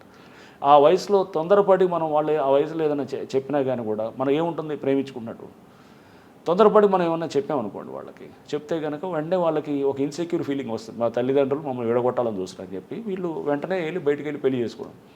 ఇదే మారుతీరావు కొత్త బంగారు లోకం సినిమా చూసి ఉంటారు కనుక, అది దిల్ రాజు గారిది సినిమా ఉంటుంది. అతను ఏం చేస్తారు, వెయిట్ చేసి వాళ్ళంతా కూడా బాగా మళ్ళీ వచ్చిన తర్వాత చదువుకొని వచ్చిన తర్వాత, సో దాన్నే ఇంకొంచెం ఎక్స్టెండ్ చేస్తే కనుక, సో దీంట్లో అంటే పిల్లల్ని మీరు ముందు చదువుకోండి, ముందు మీరు స్థిరపడిన తర్వాత మెచ్యూరిటీ రానివ్వండి. మెచ్యూరిటీ వచ్చిన తర్వాత ఇప్పుడు అసలు పిల్లలు కూడా ఎట్లున్నారు, ఈ ఎన్నో పెళ్ళిళ్ళు చూస్తున్నాం, 50% to 60% పెళ్ళిళ్ళు చాలా వరకు మ్యాట్రిమోనియల్ అలయన్సెస్ కొలాప్స్ అయిపోతున్నాయి. ఎందుకంటే ఇదే అండర్స్టాండింగ్ లేదు, సరైన ఇది ఉండదన్నమాట, ఒక అవగాహన మెచ్యూరిటీ తోటి ఒక రిలేషన్షిప్ని జాగ్రత్తగా తీసుకోవాలనేది లేదు. సో దీంట్లో కూడా వాళ్ళు బహుశా 4 రోజులు వాళ్ళని అట్లా వదిలేసి చదువుకోమనంటే కనుక వాళ్ళు వేరుగా ఉండేవాళ్ళేమో, వేరుగా వాళ్ళు అసలు కొట్లాడుకునేవాళ్ళు, లేకపోతే కలిసి వాళ్ళు ఇంకా బాగా వచ్చేసి మంచిగా వచ్చేవాళ్ళు, లేకపోతే ఆ పిల్లవాడు ఇంకా బాగా వచ్చేవాడు, ఎవరికి తెలిసేది ఇవన్నీ ఫ్యూచర్ ఎలా ఉండేది అనేది. సో అంటే కొంత టైం అనేది చాలా హీలర్ అనమాట, టైం ఈజ్ అ హీలర్, టైమే చాలా వాటికి పరిష్కారం వస్తుంది. ఆ టైంని తీసుకోవాలి ఎప్పుడు కూడా. అక్కడ ఆ టైం ఇవ్వలేదు, టైం లేదు, అతను తొందరగా యాక్ట్ చేస్తున్నాడు అనమాట. యాక్ట్ చేసి ఏం చేశాడు, అమ్మాయిని హడావుడు పెట్టి, లేదు ఇట్లా అమ్మాయిని ఇంట్లో పెట్టేసి బయటికి వెళ్ళనిచ్చేవాడు కూడా, అమ్మాయి ఇంట్లో నుంచి పారిపోయి పెళ్లి చేసుకోవడానికి వెళ్ళిపోయింది. సో కొంచెం ఇదే కాకుండా వీళ్ళిద్దరు కలిపి ఒక వీడియో చేశారంటే బిఫోర్ మ్యారేజ్, ఆ వీడియో కూడా వీళ్ళు ప్రొవోకేషన్, అదే ఇవన్నీ ప్రొవోకేషన్ తోటి ఏమయ్యాడు, ప్రొవోకాడు పిల్లలకి. మనం వాళ్ళు తెలిసి తెలియకుండా చేసినప్పుడు వాళ్ళు మనల్ని ప్రొవోక్ చేస్తే మనం రియాక్ట్ కావాల్సిన అవసరం లేదు కదా, అక్కడే కదా మెచ్యూరిటీ ఒక తండ్రిగా వచ్చేది. సో మీరు వాళ్ళకి మనం నచ్చజెప్పి వాళ్ళకి ఆ ఎమోషన్స్ని వాళ్ళని కొంచెం మనం వాళ్ళకి జాగ్రత్త అర్థమయ్యేటట్టు చెప్పి, ముందు పేషెంట్గా ముందు మన క్లారిటీ ఉండాలి. ఒక తండ్రిగా మనకి చాలామందికి తెలియదు ఎలా హ్యాండిల్ చేయాలి రిలేషన్షిప్స్ అని, ఎందుకంటే ఇవన్నీ మనం కింద మీద పడి నేర్చుకునేది ఉంటున్నాం. సో దీనికి అసలు హ్యూమన్ రిలేషన్షిప్స్ ఎలా హ్యాండిల్ చేయాలి, పిల్లలతో ఎలా హ్యాండిల్ చేయాలి, పిల్లలతో టీనేజ్లో ఉన్నప్పుడు ఎలా హ్యాండిల్ చేయాలనేది ప్రతివాడికి అర్థం కాని ప్రశ్న అనమాట. ప్రతివాడు we under go through the same process అన్నమాట. అందరికీ తెలుసని నేను అన్ను, చాలామందికి తెలియదు. ఇంకా మనకి ఇప్పుడు మన పిల్లలతో ఎలా హ్యాండిల్ చేయాలనేది ఇది అనేది అర్థం కాని ప్రశ్నగా ఉంటుంది చాలా సందర్భాలు. ఇంట్లో చుట్టుపక్కల తల్లిదండ్రులతోటో లేకపోతే బంధువులతోటో అనేది ఎప్పటికీ అది అర్థం కాని ఇష్యూగా ఉంటుంది. నిరంతరం నేర్చుకుంటూ ఉండాలి. దీంట్లో కూడా మారుతీరావుతో అంటే హత్య జరిగిన తర్వాత ఫస్ట్ వాళ్ళు తీసుకొచ్చారు, వాళ్ళ కన్ఫెక్షన్లో మారుతీరావు పేరు వచ్చి ఉంటుంది. మారుతీరావు తీసుకురాగానే మీరు మాట్లాడినప్పుడు మారుతీరావు చెప్పేవి ఏంటండి, మారుతీరావు ఏమాత్రం ఒక బాధ అని వచ్చిందంటే? లేదు, మారుతీరావు ఫస్ట్ చాలా క్యాజువల్గా ఉన్నాడు. ఎందుకంటే అతను అప్పుడు టీఆర్ఎస్ లీడర్, అక్కడ టీఆర్ఎస్ లీడరు, బాగా డబ్బున్నాడు అక్కడ. ఈ వాజ్ లైక్ అతను హిందూ వాహిని దాంట్లో కూడా అక్కడ ఏదో లోకల్గా ఇతను ఉండేవాడు. డబ్బు ఉన్నది, కొంత పరపతి ఉంటుంది. న్యాచురల్గా ఏం చేస్తాడు అతను, అనుకుంటాడు ఏముంటుందో ఇదంతా పోలీసు మామూలు కదా మేనేజ్ చేసుకోవచ్చు అని. నేను ఫస్ట్ ఇంట్రాగేషన్ కూడా ఎప్పుడు నైట్ నా ఆఫీస్లోనే క్యాంప్ ఆఫీస్ తీసుకొచ్చారు. రాత్రి అరౌండ్ 3 అయింది. రాత్రి 3కి కూర్చొని మంచిగా అతన్ని ఎదురుగా కూర్చోబెట్టి, ఇప్పుడు మీరు నేను ఎలా ఉన్నాం అట్లనే కూర్చొని టీ కూడా తెప్పించి కూర్చోబెట్టి మంచిగా మాట్లాడుతున్నాం. ఇంట్రాగేషన్ అంటే తీసుకొచ్చి కొట్టేది కాదు. అతను ఒక తండ్రిగా అతను ఇది ఉన్నప్పుడు నేను అర్థం చేసుకోవాలి అతని పెయిన్ని కూడా. But murder is murder. తప్పకుండా నువ్వు ఒక వ్యక్తిని చంపడం అనేది చిన్న విషయం కాదు కదా. నువ్వు ఎలా చంపుతావు అంటే నీకు నచ్చకపోతే కనుక నీ పేరెంటింగ్ తప్పు వల్ల నువ్వు సరిగ్గా అండర్స్టాండ్ చేసుకోకపోవడం వల్ల రిలేషన్షిప్, నువ్వు దాన్ని ఆ పిల్లవాడిని చంపే హక్కు నీకు ఎట్లా వస్తుంది? తప్పు కదా అది. సో అది ముందు మాట్లాడుతున్నప్పుడు ఇతను చాలా కేర్లెస్గా క్యాజువల్గా మాట్లాడుతున్నాడు. తర్వాత కొంచెం అంటే అతనికి ఏదో అది ఇది మేనేజ్ చేసుకోవచ్చు అనే టైప్లో ఉంటే కొంచెం కఠినంగా మాట్లాడటం మొదలెట్టాం. అంటే గొట్టం ఏం చేయలేదు, అర్థం లేదు కానీ, బట్ అతన్ని న్యాచురల్గా కొంత అతనికి ఇచ్చే గౌరవాన్ని తగ్గించి మాట్లాడటం అది చెప్పినప్పుడు దెన్ ఈ started coming to this thing. ఒక అరగంట దీని తర్వాత దెన్ ఏడవటం మొదలెట్టి దెన్ కొంత అతనిలో వచ్చింది. వన్స్ ఆ బ్రేక్ డౌన్ వచ్చినప్పుడు మనం emotional break down we think that అతనిలో హీల్ కమ్ అవుట్ అనమాట, న్యాచురల్ బయటకు వస్తాం. హీ స్టార్టెడ్ ఒక కాన్వర్జేషన్ పెట్టి డీప్గా మాట్లాడుతున్నప్పుడు మొత్తం అంతా బయటికి కొన్ని విషయాలు చెప్పడం మొదలెట్టాడు. చెప్తూ అతనితో మనం we had a total long conversation అనమాట. చేసిన నేను ఆ ఇంట్రాగేషన్ టీం అంతా కూడా కూర్చొని ఈరోజు బ్యూటిఫుల్, మాకు కూడా ఒక లెర్నింగ్ ఎక్స్పీరియన్స్. ఒక కేసు వచ్చినప్పుడు దాంట్లో కూడా మేము కూడా చాలా నేర్చుకుంటాం. సో పరివర్తన వచ్చిందంటారు?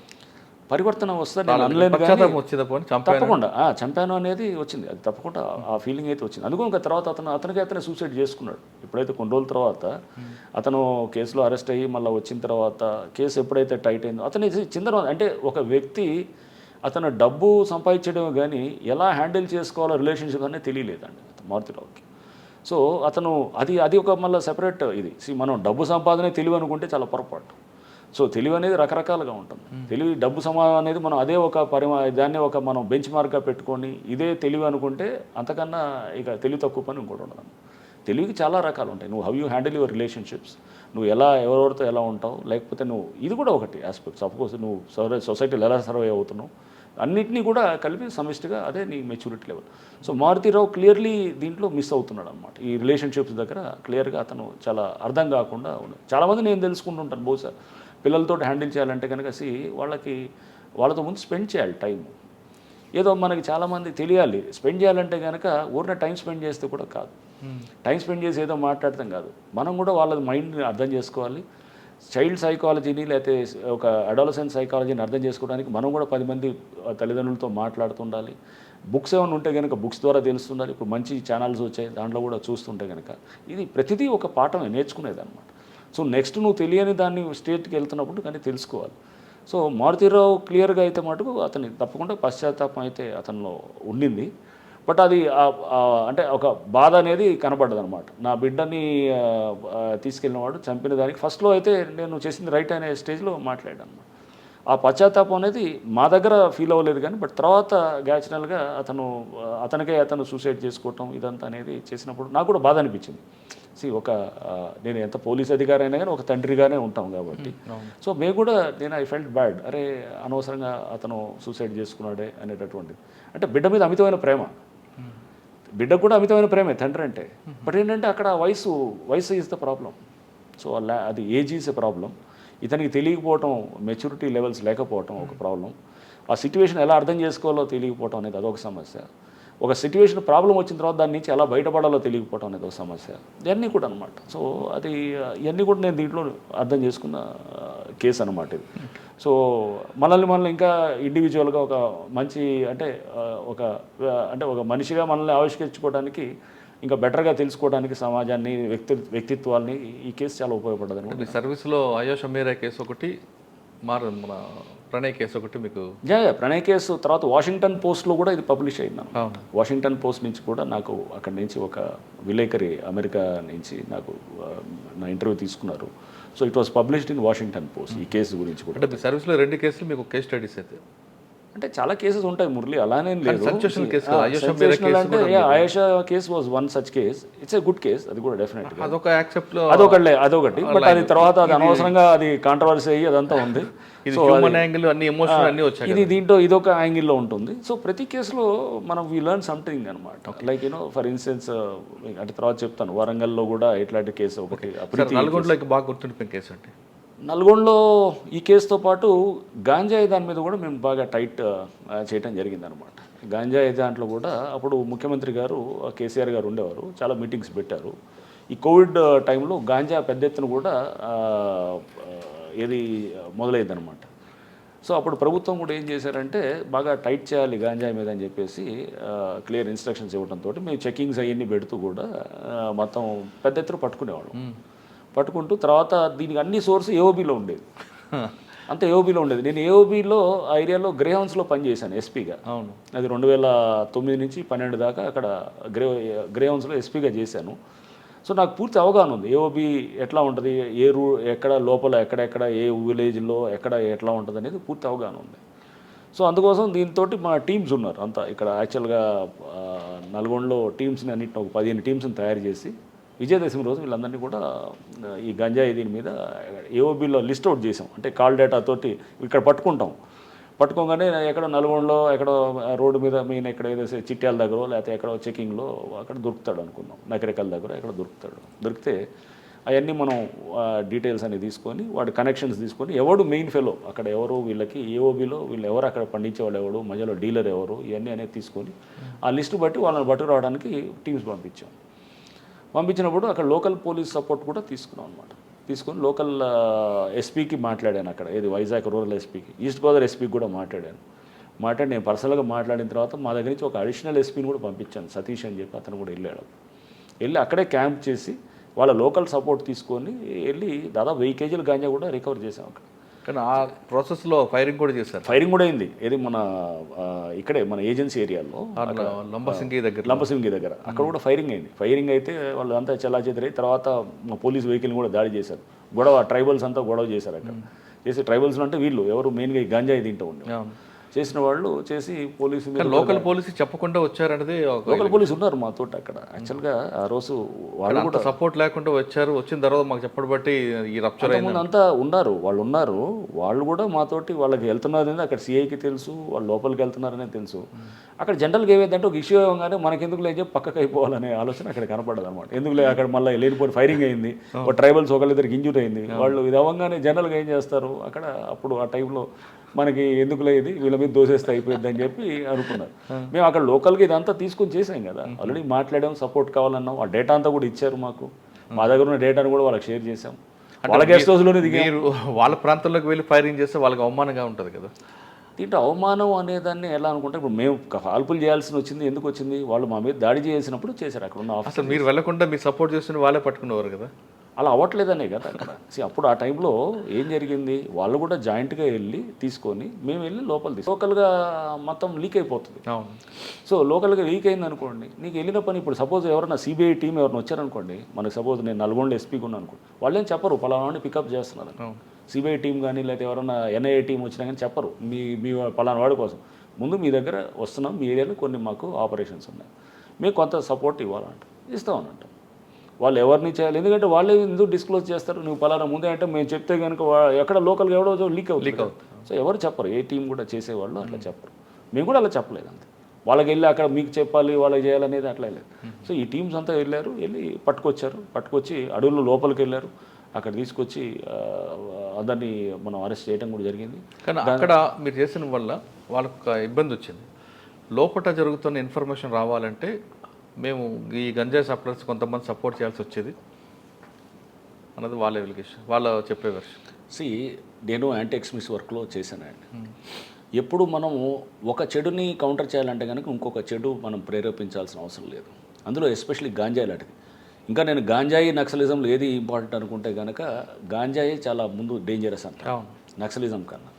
నక్సలిజం డెఫినెట్గా చెక్ చేయడానికి ఉండొచ్చేమో కానీ, బట్ అలానే గాంజాయిని ప్రోత్సహించడం అనేది దేశవ్యాప్తంగా మొత్తం చేసి అది ఏంటి అక్కడ ఉన్న లోకల్ నెక్సెస్ని కవర్ చేసుకోవడానికి ఈ మాటలు చెప్తుండొచ్చు. దాంట్లో ఎంతో కమర్షియల్ ఉంటుంది, డబ్బులు సంపాదించే వాళ్ళు చాలామంది ఉన్నారు. మాకు ఆ డేటా అంతా వచ్చింది, తర్వాత అదంతా కూడా మేము వాళ్ళకి షేర్ చేసాం. సో ఎవరెవరు దీంట్లో ఎంత ఇదనేది మొత్తము వాళ్ళకి ఎవరెవరికి ఎంత దీంట్లో లాభాలు. పోలీసులు ప్రెస్ కూడా ఉన్నారట కదా, ప్రెస్ ఉంటారు, పోలీసులు ఉన్నారు, సీనియర్ అధికారులు ఉన్నారు, రకరకాలు ఉన్నారు అందరూ కూడా. సో వీళ్ళందరూ కూడా దాంట్లో ఏది లాభం పొందే వాళ్ళు ఉన్నారు. ఆ డీటెయిల్స్ అన్ని చెక్ పోస్టులు ఎక్కడ పాస్ అయితే కనుక ఎవడు ఎంత కలెక్ట్ చేస్తున్నాడు అన్ని డీటెయిల్స్ కూడా ఇచ్చాము. తర్వాత చర్యలు తీసుకున్నారేమో నాకు తెలియదు. అయితే మేము వాళ్ళ ఏపీకి హ్యాండ్ ఓవర్ చేసాం. నల్గొండలో గంజాయి ఒకటి.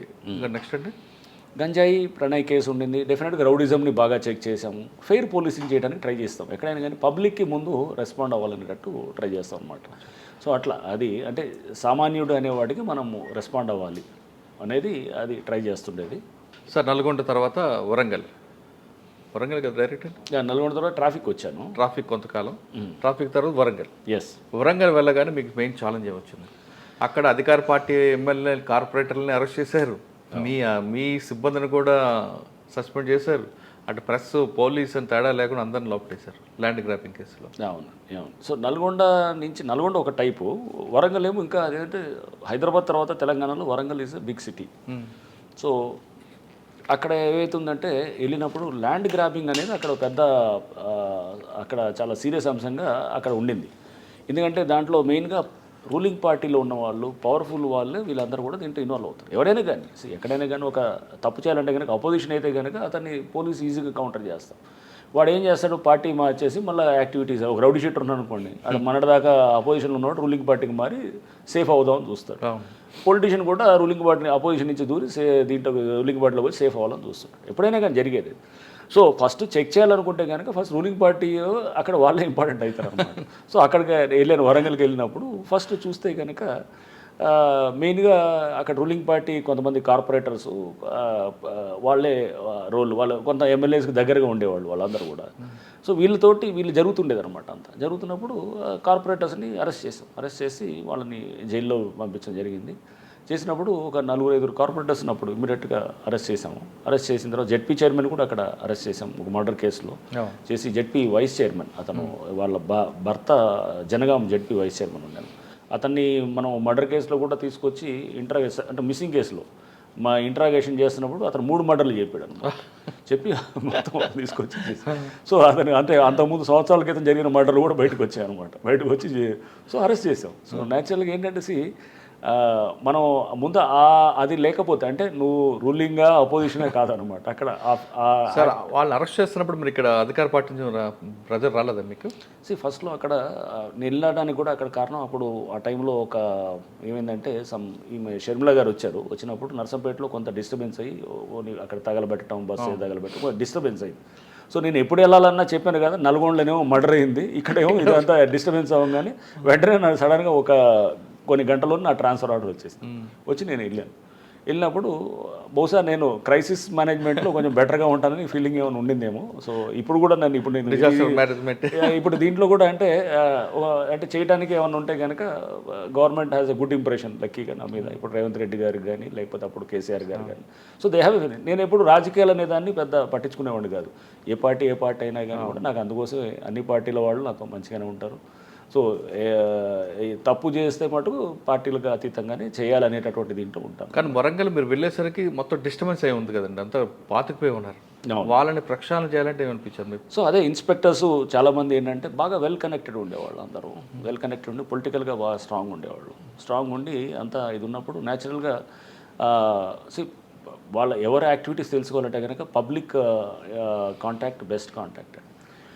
మనం పబ్లిక్ని ఎక్కువ ఎంటర్టైన్ చేసాం అనుకోండి, నా దగ్గరికి రోజు 100 మంది వచ్చేవాళ్ళు అనుకోండి. వస్తున్నప్పుడు మీకు పబ్లిక్ నుంచి సమాచారం వచ్చేస్తాయి. అతని ఇష్యూ చూడంగా నాకు అర్థమైపోయింది ఇతను యాక్ట్ చేశాడా చేయట్లేదు. ఎందుకు యాక్ట్ చేయట్లేదు పోలీస్ అక్కడ అతనికి ఏం ఆపుతుంది ఇతన్ని ఉన్నప్పుడు అక్కడ అతను పొలిటికల్ ఉండొచ్చు, లేకపోతే అతని సొంత ఒక దీంట్లో ఒక సందర్భంలో నా దగ్గరకు ఒక ఎమ్మెల్యే వచ్చాడు. ఎమ్మెల్యే వచ్చినప్పుడు అతను ఎంటర్ అవుతున్నాడు. ఈ లోపల నేను ఇన్స్పెక్టర్ ఒకరితో మాట్లాడుతున్నాను అనమాట. మాట్లాడుతూ ఏం చేసావా ఫస్ట్ వెళ్ళంగానే అనమాట. ఎందుకు ఇట్లా చేసావు అంటే, సార్ ఎమ్మెల్యే గారు చెప్పినారు సార్ అయ్యాను అన్నాడు. ఎమ్మెల్యే గారు చెప్పినారా అని చెప్పేసి నేను స్పీకర్ ఫోన్ పెట్టి ఎమ్మెల్యే ఆయన రాగానే ఆయన ఎమ్మెల్యే వచ్చినాడు. అక్కడికి వస్తే ఎవరు చెప్పినారు ఇకంటే సార్ ఎమ్మెల్యే గారు చెప్పినాడు. ఈ ఎమ్మెల్యే అంటాడు సార్ నేను ఎక్కడ చెప్పాను సార్ అని ఈయన డిఫెన్స్లో ఉన్నాడు అనమాట. సో అంటే తర్వాత అర్థమైంది ఈయన పేరు చెప్పి ఒకటి ఉంటే ఇంకో 10 వాళ్ళు చేసుకుంటారు అన్నమాట సొంతగా అనమాట. సో నేను చెప్పాను, సరే ఎమ్మెల్యే చెప్పినారు ఎవరు చెప్పినా కానీ కూడా అది నాకు చెప్పాలి, నువ్వు అక్కడ తీసుకోవాల్సిన అవసరం లేదు. దాంట్లో రైట్ ఏందో రాంగ్ ఏందో నేను చూస్తాను. నువ్వు కనుక దాంట్లో తప్పు చేస్తే కనుక సస్పెండ్ అవుతావు. అట్లా అని చెప్పి దాదాపు 20 మంది పైన సస్పెండ్ అయ్యారు అక్కడ. సో వరంగల్ నేనున్న 10 నెలలు 20 మంది సస్పెండ్ అయ్యారు. సో నువ్వు అక్కడ జెన్యున్గా ఉండేది, నీకు తప్పు అనిపించి నువ్వు ఎమ్మెల్యే గారు చెప్పినారో లేకపోతే ఇంకెవరో మంత్రి గారు చెప్పినారని నువ్వు చేస్తే కనుక రేపు you will have to face the music. జాగ్రత్త. నీకేమైనా ఉంటే కనుక సిపి గారి పేరు తోసే నువ్వు ఒకసారి సిపి గారికి చెప్పించండి సార్ అని చెప్పించు. నేను తీసుకుంటాను ఆ ప్రెషర్ అంతా నేను తీసుకుంటాను. నేను అడుగుతాను ఎందుకు ఎట్లా చేస్తానని అడుగుతాను. నాకు చెప్పరు, నేను చెప్పినా నేను నీకు చెప్పను. నువ్వు అనేది క్లియర్గా ఉంటుంది అనమాట. సో అట్లా ఆ క్వశ్చన్ ఇవ్వాలి కింద అనమాట. కింద వాళ్ళకి ఏంటంటే అది లేకపోతే వాళ్ళు సతమతం అయిపోతారు అనమాట. వాళ్ళకి ఆ ప్రెషర్ ఫీల్ అవుతారు. అంటే ఎమ్మెల్యే ఒకటి చెప్తే వీళ్ళు 4 యాడ్ చేస్తారు, 4 యాడ్ చేస్తారు. లేకపోతే నిజంగా ప్రెషర్ ఉన్నా కానీ కూడా అతను తట్టుకోలేని పరిస్థితి ఉన్నప్పుడు మనం అతనికి ఆ క్వశ్చన్ ఇవ్వాలన్నమాట. ఇచ్చి మనం అతనికి లేదు నువ్వు నేనున్నాను నీకు అది ఆ కంఫర్ట్ ఇస్తేనే లీడర్షిప్ అనేది నేను అట్లా అనుకుంటాను అనమాట. అంటే మనం వాళ్ళకి ఆ భరోసా ఇవ్వగలిగితేనే వాళ్ళు ప్రెషర్ని నీకు ఫీల్ పర్వాలేదు, ప్రెషర్ నేను తీసుకుంటాను, నువ్వు ఫ్రీగా పనిచేయి. సార్ వరంగల్లో మీరు ఉన్నప్పుడు ఎంతమంది ఇన్స్పెక్టర్ల మీద సస్పెండ్ చేశారు, ఎంతమంది పొలిటీషియన్ని అరెస్ట్ చేశారు, ప్రెస్ వాళ్ళ మీద ఎంత యాక్షన్ తీసుకున్నారు? లేదు నాకు నెంబర్ గుర్తులేదు కానీ బట్ అదే అరౌండ్ 24-25 దాకా సస్పెన్షన్స్ అయినాయి ఆ టైంలో పోలీసు. దీంట్లో ఎట్లా ఉంటుందంటే ఎస్పీ నల్గొండగా ఉన్నప్పుడు నాకు సస్పెన్షన్ పవర్ ఉండదు. ఎస్పీగా ఏమైనా ఉంటే పైకి రాయాలన్నమాట, డిఐజీకి రాయాలి. ఇక్కడ సిపిగా వెళ్ళటంతో నా పవర్ ఉంటుంది అనమాట అక్కడ. ఎందుకంటే డిఐజీ ర్యాంక్లో ఉన్నాను కాబట్టి పవర్ ఉంటుంది. సో పవర్ ఉన్నప్పుడు న్యాచురల్గా నాకు కంట్రోల్ చాలా ఎఫెక్టివ్గా, నేను ఎప్పుడు కమాండ్ కంట్రోల్ చాలా స్ట్రాంగ్గా ఉండాలని ఎక్స్పెక్ట్ చేస్తాను. ఎందుకంటే లేకపోతే కింద లూజ్ అడ్మినిస్ట్రేషన్ ఉంటుంది. సో అది తప్పకుండా అది వాడాను. పొలిటీషియన్స్ కూడా చాలామంది అరెస్ట్ అయ్యారు, చెప్పాను కదా. చాలామంది రూలింగ్ పార్టీ వాళ్ళు ఉన్నారు, అప్పుడు కాంగ్రెస్ వాళ్ళు కూడా ఒకరిద్దరు ఉన్నారు. ఇట్లా రకరకాలుగా అన్ని పార్టీస్ వాళ్ళు ఉన్నారు, అన్ని వాళ్ళు అరెస్ట్ అయ్యారు. ప్రెస్ వాళ్ళు కూడా అరెస్ట్ అయ్యారు. కొంతమంది ప్రెస్ వాళ్ళు అరెస్ట్ అయ్యారు. పోలీస్ ఆఫీసర్లు ఒకరిద్దరు అరెస్ట్ అయ్యారు జరిగింది. అది చేసి అంటే ముందు ఒక వ్యవస్థ అనేది ఒకటి ఉండాలి మురళి. ఫస్ట్ సింపుల్ అది. సిస్టమ్ పనిచేయాలి, సిస్టమ్ స్ట్రాంగ్ ఉండాలి. సిస్టమ్ వీక్ అయిపోయింది అనుకోండి, న్యాచురల్గా ఏమైతే ఇష్టారాజ్యంగా ఉంటుంది అన్నమాట. పైకి అంతా నార్మల్గా ఉన్నట్టు ఉంటుంది కానీ లోపలంతా డొల్ల ఉంటుంది అనమాట. అలా సార్ అది కాకుండా మీకు బాగా గుర్తుండిపోయిన కేసులు ఉన్నాయి వరంగల్లో? వరంగల్లో తప్పకుండా మంచి కేసెస్, ప్రీతి కేసు ఒకటి ఉన్నది, ఆ అమ్మాయి సూసైడ్ చేసుకొని చనిపోయిందనే కేసు ఒకటి. ఆ అమ్మాయి మెడికో అనమాట, సో హౌస్ సర్జెన్సీ చేస్తుండేది, ఎండి చేస్తూ చనిపోయిన case. That was also a good case. అది సార్ ఆ కేసులో ఆ అమ్మాయి సైఫ్ అనమాట. సైఫ్ హరాస్మెంట్ తట్టుకోలేక సూసైడ్ చేసుకున్నానని చెప్తారు, కానీ అమ్మాయి న్యాచురల్ డెత్ అని వస్తుంది కదండి. దాంట్లో ఏమైందంటే న్యాచురల్ డెత్ అని అంటే కనుక అమ్మాయి దానికి ముందు ఇది ఇది ఏది గూగుల్లో సెర్చ్ చేస్తారనమాట. అది ఒక ఇంజెక్షన్ కోసం సెర్చ్ చేసి చనిపోయే ముందు అనమాట ఇది ఉంటుంది. ఆ ముందు రోజు 2 రోజులు కూడా బాగా మూడీగా ఉంటుంది, తండ్రికి చెప్తుంటుంది చాలా బాధపడుతున్నట్టు, ఇదంతా ఉన్నాయన్నమాట. సో బట్ ఇంజెక్షన్ అనేది వీళ్ళు ఏంటంటే ఇమీడియట్గా అక్కడ మనకి వాళ్ళకి అమ్మాయి అంటే కొలాప్స్ అయిపోయింది, కానీ వీళ్ళు అన్ని రకరకాల ఇమీడియట్ ఫస్ట్ అంటే ఎమర్జెన్సీ ట్రీట్మెంట్ ఇంటెన్సివ్ అక్కడ ఐసీయూకి తీసుకెళ్ళి తీసుకొచ్చి చేయడంతో మనకు ఫస్ట్ ఇనిషియల్గా కొన్ని మిస్ అవుట్ అయినాయి అనమాట. మనకి ఏది అక్కడ అంటే వాళ్ళు సిరెంజెస్ పొడవటం అనేది ఏది మనకి ఇది అనేది కొన్ని అంటే కొంత దాంట్లో ఇది ఉండింది, కానీ బట్ షూర్ షాట్ అక్కడ మనకు ఉన్నటువంటి ఇన్వెస్టిగేషన్లు వచ్చినవన్నీ కూడా డెఫినెట్గా అది సూసైడ్ వైపే మనకు అది చూపిస్తుంది అనమాట. అంటే ఆయన వేదములు తట్టుకోలేక సూసైడ్ చేస్తారు. కరెక్ట్, ఎందుకంటే చాట్స్ ఉన్నాయి, అన్నీ కూడా చాట్స్ ఉన్నాయి. చాలా మరి డీడీ ఎందుకు లేదండి, డైన్ డిక్లరేషన్ చేయించలేదు? డైన్ డిక్లరేషన్ అమ్మాయి అసలు మాట్లాడే పరిస్థితి ఎక్కడ ఉంది అసలు?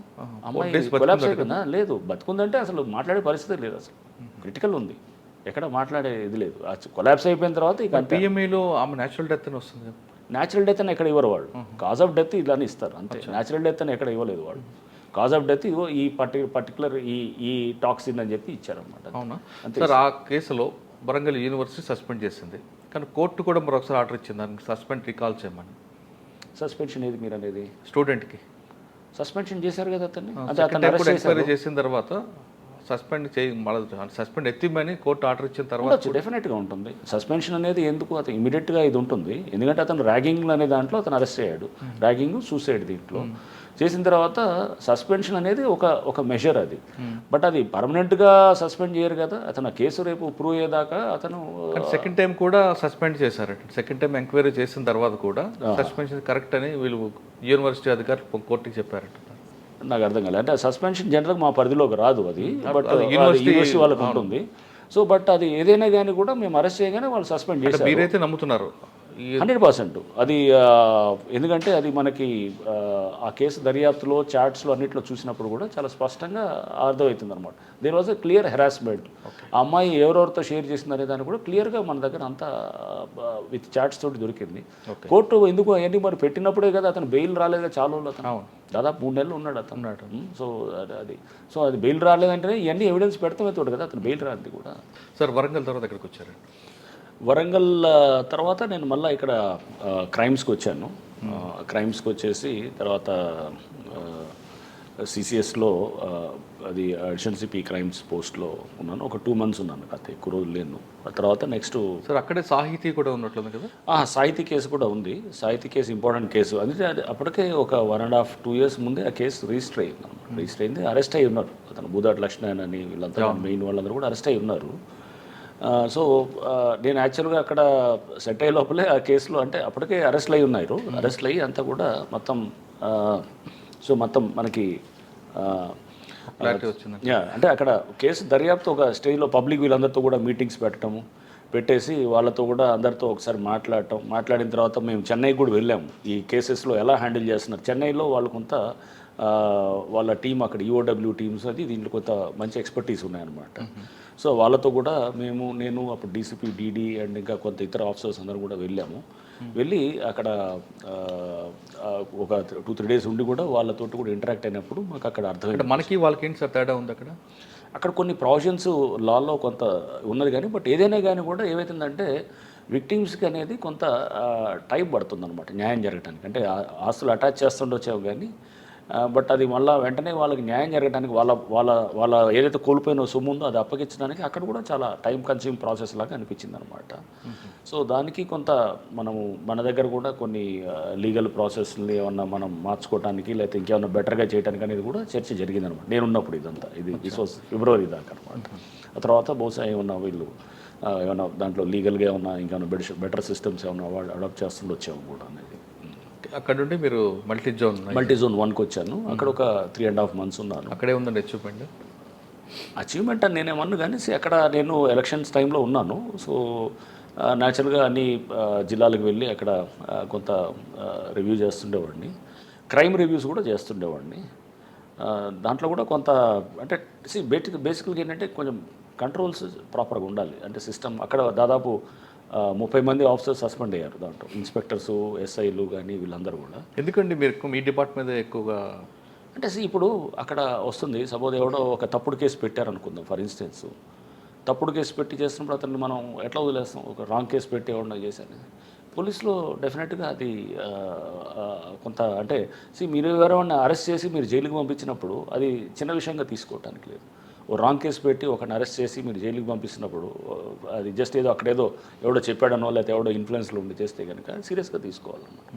అట్లానే గ్యాంబ్లింగ్ క్లబ్బులు నడిపిస్తూ అక్కడంతా కూడా యథాచ్ఛగా నడుస్తుంది అనుకోండి, పోలీసులో కొంత డెఫినెట్గా ఈ అంటే యూనిఫామ్ సర్వీస్ కాబట్టి ఈ కంట్రోల్స్ కొంచెం ఎఫెక్టివ్గా ఉంటాయి అన్నట్టు. అండ్ దారి తప్పడానికి కారణం అనుకోవచ్చు. రకరకాల ఫ్యాక్టర్స్ ఉంటాయి. అక్కడ లోకల్ ఇన్ఫ్లుయెన్సెస్ ఉండొచ్చు, సిస్టమ్ కూడా ఉండొచ్చు, రకరకాల ఉంటుంది. ఏదున్నా కానీ కూడా నువ్వు ఇప్పుడు అక్కడ మేము చేసేటప్పుడు కూడా ఏంటంటే ఒక లైన్ దాకా చూస్తాం. చూసిన తర్వాత ఇది ఎక్సెస్ అనిపిస్తేనే దాని మీద అతని మీద యాక్షన్ ఉంటుంది. ప్రతి చిన్నదానికి సస్పెన్షన్ చేయం, అది చెక్ చేస్తాం. నిజంగా ఇతనికి సస్పెండ్ చేయడానికి ఇతనికి పూర్తిగా ఇతని ట్రాక్ రికార్డ్ ఎలా ఉంది, ఆ ఇన్సిడెంట్ ఎలాంటి ఇన్సిడెంట్ చేశాడు. ఇప్పుడు మా దగ్గరకు వచ్చేది ఎక్కడో 1-2 ఇన్సిడెంట్స్ వచ్చాయనుకోండి, బట్ అట్లాంటి అతను 100 చేస్తాడు అనమాట. రేపు ఒకవేళ చెక్ చేయకపోతే కనుక అవుతుంది అనమాట. ఆ చెక్ అనేది చాలా ఇంపార్టెంట్ అనమాట. సో మీ జోన్లో 30 మంది మీద యాక్షన్ తీసుకోవడం జరిగింది, సస్పెండ్ చేసాము. దాదాపు ఒక అతను కూడా డిస్మిస్ చేశాను. ఒక ఎస్ఐ అతను ఒక వేరే హెడ్ కానిస్టేబుల్ లేడీతో కూడా ఆమెని సెక్షువల్ అసాల్ట్ చేయటం, రేప్ కేసులో అరెస్ట్ చేశాము కూడా. చేసి అతని మీద చరిత్ర కూడా అట్లానే ఉంది.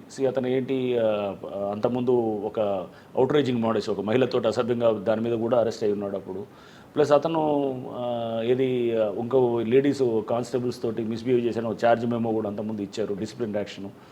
అతను అక్కడికి పోస్టింగ్కి వచ్చాడు. సో మనం యాక్చువల్గా పోస్టింగ్స్ ఇచ్చేటప్పుడు కూడా నేను కొంచెం జాగ్రత్తగా చూసేవాడు అన్నమాట. చూసి మనం చెక్ చేసుకోవాలి ఫస్ట్. వీళ్ళ చెప్పిన ఎస్ఐ అక్కడ నుండి అక్కడికి రావడానికి వెనక పొలిటీషియన్ల యొక్క సపోర్ట్ అనుకోవచ్చా, లేదా ఆఫీసర్ ఉండొచ్చు, లేదా అతను కొంచెం నక్సల్ వర్క్ బాగా చేశాడు.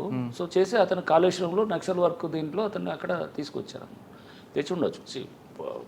పొలిటికల్గా చెప్పారని అదొక్కటే కారణం ఉండకపోవచ్చు, అది కూడా ఒక ఫ్యాక్టర్ ఉండొచ్చేమో. కానీ బట్ అంత ఈజీగా ఊరిని జస్ట్ పొలిటీషియన్ చెప్పాడని ఏమి ఉండదు. చాలా మనం అన్ని ఫ్యాక్టర్స్ చూసే చేస్తాం అన్నమాట. ఒక ఆఫీసర్ సరిగ్గా లేదనుకోండి, క్యారెక్టర్ లేదు కుదరదండి అని చెప్తాం అన్నమాట. ఎవరన్నా మనకు చెప్పినా కానీ కూడా లేదు చేయడానికి. ఇకపై అటువంటి జరగకుండా ఉండడానికి ట్రాన్స్ఫర్లో మీరు ఏమైనా పారామీటర్స్ పెట్టుకుంటున్నారు? నేనేం చేసామనంటే ఈవెన్ పాత ఏమైనా ఛార్జెస్ అవి డ్రాప్ అయినా కానీ అంటే అది అతనికి ఒక కాండక్ట్ తెలియటానికి ఉంటుందన్నమాట. ప్లస్ కొన్ని మనము ఇంటెలిజెన్స్ రిపోర్ట్స్ కూడా ఉంటాయన్నమాట, అవి కూడా తీసుకొని కొంత అతని గురించి తెలుసుకున్న తర్వాత అప్పుడు దాని మీద. బట్ ఏదైనా కానీ అది ఒక డాసియర్స్ మెయింటైన్ చేయాలి యాక్చువల్గా. అట్లా చేస్తే కనుక ఒక అధికారి గురించి అతని మీద ఏమన్నా రిపీటెడ్గా వస్తున్నాయి అనుకోండి. సాధారణంగా ఏఎస్ఆర్ ఉంటుంది కదండి, అందులో ఉంటాయి కదా ఉంటుంది. జనరల్గా అతన్ని ఇది తీసుకుంటారు, ఏసీఆర్ అంటారు, కాన్ఫిడెన్షియల్ రిపోర్ట్ ఉంటుంది. ప్లస్ అతని మొత్తం హిస్టరీ అంతా కూడా మనం తీసుకోవచ్చు, వాళ్ళ పర్సనల్ ఫైల్లో ఉంటుంది. ఆ డీటెయిల్స్ అన్ని కూడా తీసుకుంటాము. బట్ దానికన్నా ముందు అతను పనిచేసిన దగ్గర ఎట్లా ఏది ఉందనేది ఆ డీటెయిల్స్ కొన్ని చోట్ల ఉండవు అనమాట. సో మీ డిపార్ట్మెంట్ చాలా కాలం చూస్తారు కదా, చాలా చూస్తున్నారు. ఒకసారి ఎస్ఐకి వచ్చిన వ్యక్తి ఒక డిఎస్పీకి వచ్చిన తర్వాత కొంచెం దారి తప్పవచ్చు, లేదా గ్రూప్ 1 ఆఫీసర్ ఒక ఐజీ అయ్యేంత కొంచెం మెత్తపడవచ్చు. కానీ ఇప్పుడు వస్తున్న ఫస్ట్లోనే ఎస్ఐలు అవ్వచ్చు, లేదంటే గ్రూప్ 1 ఆఫీసర్లు అవ్వచ్చు, లేదంటే డైరెక్ట్ ఐపీఎస్లు కూడా స్టార్టింగ్ నుంచి కూడా కొంతమంది. కరెక్ట్, అది చాలా సందర్భాల్లో డిస్కషన్ వచ్చింది మురళిది. ఇప్పుడు నేను చాలామంది అంటే యంగ్ ఆఫీసర్స్ని చూశాను, వీళ్ళలో ఏంటి ఫైర్ లేదేంటని అనిపిస్తుంటుంది అనమాట. అంటే వచ్చినప్పుడు ఒక యంగ్ ఐపీఎస్ ఆఫీసరో, ఒక యంగ్ ఎస్ఐయో, లేకపోతే ఒక యంగ్ డిఎస్పీయో వచ్చినానుకోండి, ముందు ఒక ఎట్లా ఉండాలంటే మనం అంటే గతంలో చూసిన దాంట్లో అప్పుడు అతను రాగానే ముందు అతను మనం కంట్రోల్ చేయాలనేటటువంటి పరిస్థితి ఉండేదన్నమాట. ఉండొద్దా అని చెప్పేసి. అవును, ఇప్పుడు అసలు స్పీడ్ కాదు, ముందు వెనకాల నెట్టాల్సిన పరిస్థితి చాలా మందిలో వస్తుంది అనమాట. ఫస్ట్ డబ్బుల మీద పడుతున్నారు కదా. ఎగ్జాక్ట్లీ. సో ఇది బహుశా సిస్టంలో కూడా అంత ఈ మార్పు అంత కమర్షియల్గా అయిపోవటం, వ్యవస్థ, it's not just I don't blame వాళ్ళు ఇండివిజువల్స్ అని అన్ను, వ్యవస్థ అలా అవ్వటము, వచ్చిన వాడు రావడంతో రాకముందే వాళ్ళు ఏంటంటే డబ్బు సంపాదన అనేది ఒక ఇదనేది, పోస్ట్ ఉండటమే అనేది ఒక ఇదనేది, పబ్లిక్కి సేవ చేద్దాం. నిన్న చూసిన మనం ఒక ఐఏఎస్ ఆఫీసర్గా అమ్మాయి ఆడి కారుకి ఏదో ఇది పెట్టుకోవాలని చెప్పేసి, ఆమె ఓబీసీలో వచ్చిందని చెప్పేసి, ప్లస్ అది ఫిజికల్లీ డిసేబుల్డ్ కోటాలో వచ్చిందని, బట్ ఆమె డిక్లేర్ చేస్తే ప్రాపర్టీస్ 20 కోట్ల పైన 30 కోట్ల పైన డిక్లేర్ చేసిందని, మరి ఓబీసీ కోటాలో ఇన్కమ్ క్రైటీరియాలో రావాలి అంటే ఇదంతా అంటే మనం చూస్తుంటే కనుక చాలామంది యంగ్స్టర్స్లో ఇప్పుడు కనబడేది. మంచి యంగ్స్టర్స్ కూడా ఉన్నారు, చాలామంది మంచి ఆఫీసర్స్, అద్భుతమైన ఆఫీసర్స్ ఉన్నారు. బట్ ఈ కొంతమంది వల్ల అందరికీ చెడ్డ పేరు వస్తుంది అనమాట. అది ఏమవుతుందంటే వాళ్ళ కమిట్మెంట్ లేకపోవటం, అసలు ముందు ప్రజలతోటి కలవటానికి ఇష్టపడకపోవటం, లేదా వాళ్ళ సమస్యల్లో పరిష్కారం చేయడానికి ఒక సీరియస్ ప్రయత్నం చేయకపోవటం, చిన్న ఇన్ఫ్లుయెన్స్ వచ్చినా కానీ కూడా దానికి వీళ్ళు ఇదైపోవటం, ఈల్డ్ అయిపోవటం, లేకపోతే మనీ రాగానే ఒక అజెండా పెట్టుకోవటం, ఇట్లా అటోళ్ళు కొంతమంది ఉన్నారు. అంటే దీనికి ప్రధాన కారణం ట్రైనింగ్లో లోపం అనుకోవచ్చా? ట్రైనింగ్ కాదు, వాళ్ళ యాటిట్యూడ్లో ప్రాబ్లం ఉంటుంది. చుట్టుపక్కల అందరిలో చూస్తుంటే మీకు అన్ని చోట్ల ఇప్పుడు సపోజ్ రాగానే అతనికి ఒక మంచి ఇల్లు కొనుక్కోవాలనుకుంటాడు, అందరు చూస్తే ఒక కారు కొనుక్కోవాలనుకుంటాడు, లేదా అతను లైఫ్ స్టైల్ మారిపోయిందని అనుకుంటాడు. అతను తిరిగే సర్కిల్లో ఒక మంచి సర్కిల్లో తిరుగుతుంటాడు, అఫ్లూయెంట్ సర్కిల్లో తిరుగుతున్నప్పుడు దానికి తగ్గట్టు ఉండాలనుకుంటాడు. ఏం వచ్చినప్పుడు న్యాచురల్గా అతను ఫస్ట్ మనలో చాలా ఇంటర్నల్గా మనకి చాలా స్ట్రాంగ్ ఇది ఉండాలన్నమాట. అంటే మనల్ని ఆ ఫిల్టర్స్ కానీ చాలా స్ట్రాంగ్గా లేకపోతే మనం ఉద్యోగం చేయలేమన్నమాట. మన చుట్టూ చాలామంది ఉంటారు, చాలామంది అంతా బ్రహ్మాండంగా తిరిగే వాళ్ళు ఉంటారు, ఫారెన్ కార్లు వేసుకొస్తుంటాడు, లేకపోతే మంచి పెద్ద పెద్ద బంగ్లాలు ఉంటాడు. ఉన్నప్పుడు మనల్ని మనం వచ్చిన పర్పస్ ఏంటి, మనం ఏంటని ఎప్పటికప్పుడు మనం అనుకోవాలన్నమాట. సో మనకి ఆ పెద్ద కారులో లేకపోతే ఏదో పెద్ద పెద్ద బంగ్లాలో ఇదే జీవితం, లేకపోతే నువ్వు 10 మందికి చేసి నువ్వు వచ్చిన సర్వీస్ ఓరియంటెడ్, నువ్వు 10 మందికి సేవ చేసి మంచి చేసి తద్వారా నీకేంటంటే యూ ఫీల్ హ్యాపీ. సో ఫైనల్గా ఏది హ్యాపీ అనేది చూస్తున్నావు. నీ కార్ల ద్వారా ఒక పెద్ద పెద్ద బంగ్లాల ద్వారా నువ్వు ఏది మంచి పెద్ద పెద్ద కాస్ట్లీ ఇది మొత్తం వాచ్లో లేకపోతే గిఫ్ట్లో, లేకపోతే దాని ద్వారా నువ్వు అంటే నీ డ్రెస్సింగ్ లేకపోతే అన్నీ అంటే నీ స్టైల్ లైఫ్ స్టైల్ దీంతో నువ్వు దాని ద్వారా వచ్చే ఆనందం నీకు ముఖ్యమా, 10 మందికి మంచి చేసి వచ్చే ఆనందం ముఖ్యం అనేది మనం డిసైడ్ చేసుకోవాలి. అది ఇంటర్నల్గా ఎవరికి వాళ్ళు అది వాళ్ళ పెంపకాన్ని బట్టి ఉంటుంది, వాళ్ళ చుట్టూ ఉన్నటువంటి సోషల్ ఎన్వైరన్మెంట్ ఉంటుంది, వాళ్ళ ఫ్రెండ్స్ ఉంటుంది, పియర్ గ్రూప్ ఉంటుంది, ఇవన్నీ కూడా ప్లే చేస్తాయి అన్నమాట. ప్లే చేసినప్పుడు అతని పర్సనాలిటీ అనేది అట్లా ఎలా షేప్ అయితే దాన్ని బట్టి ఉంటుంది అనమాట. సార్ మల్టీ జోన్ తర్వాత ఇక్కడికి వచ్చారు, ఒకసారి వెనక్కి వెళ్దాం సార్. నల్గొండ ఇష్యూ, నల్గొండలో మిరియాలు కూడా లేక క్లబ్బులు నడిచేది, ఇటీవల ముఖ్యమంత్రి గారు కూడా కామెంట్ చేశారు.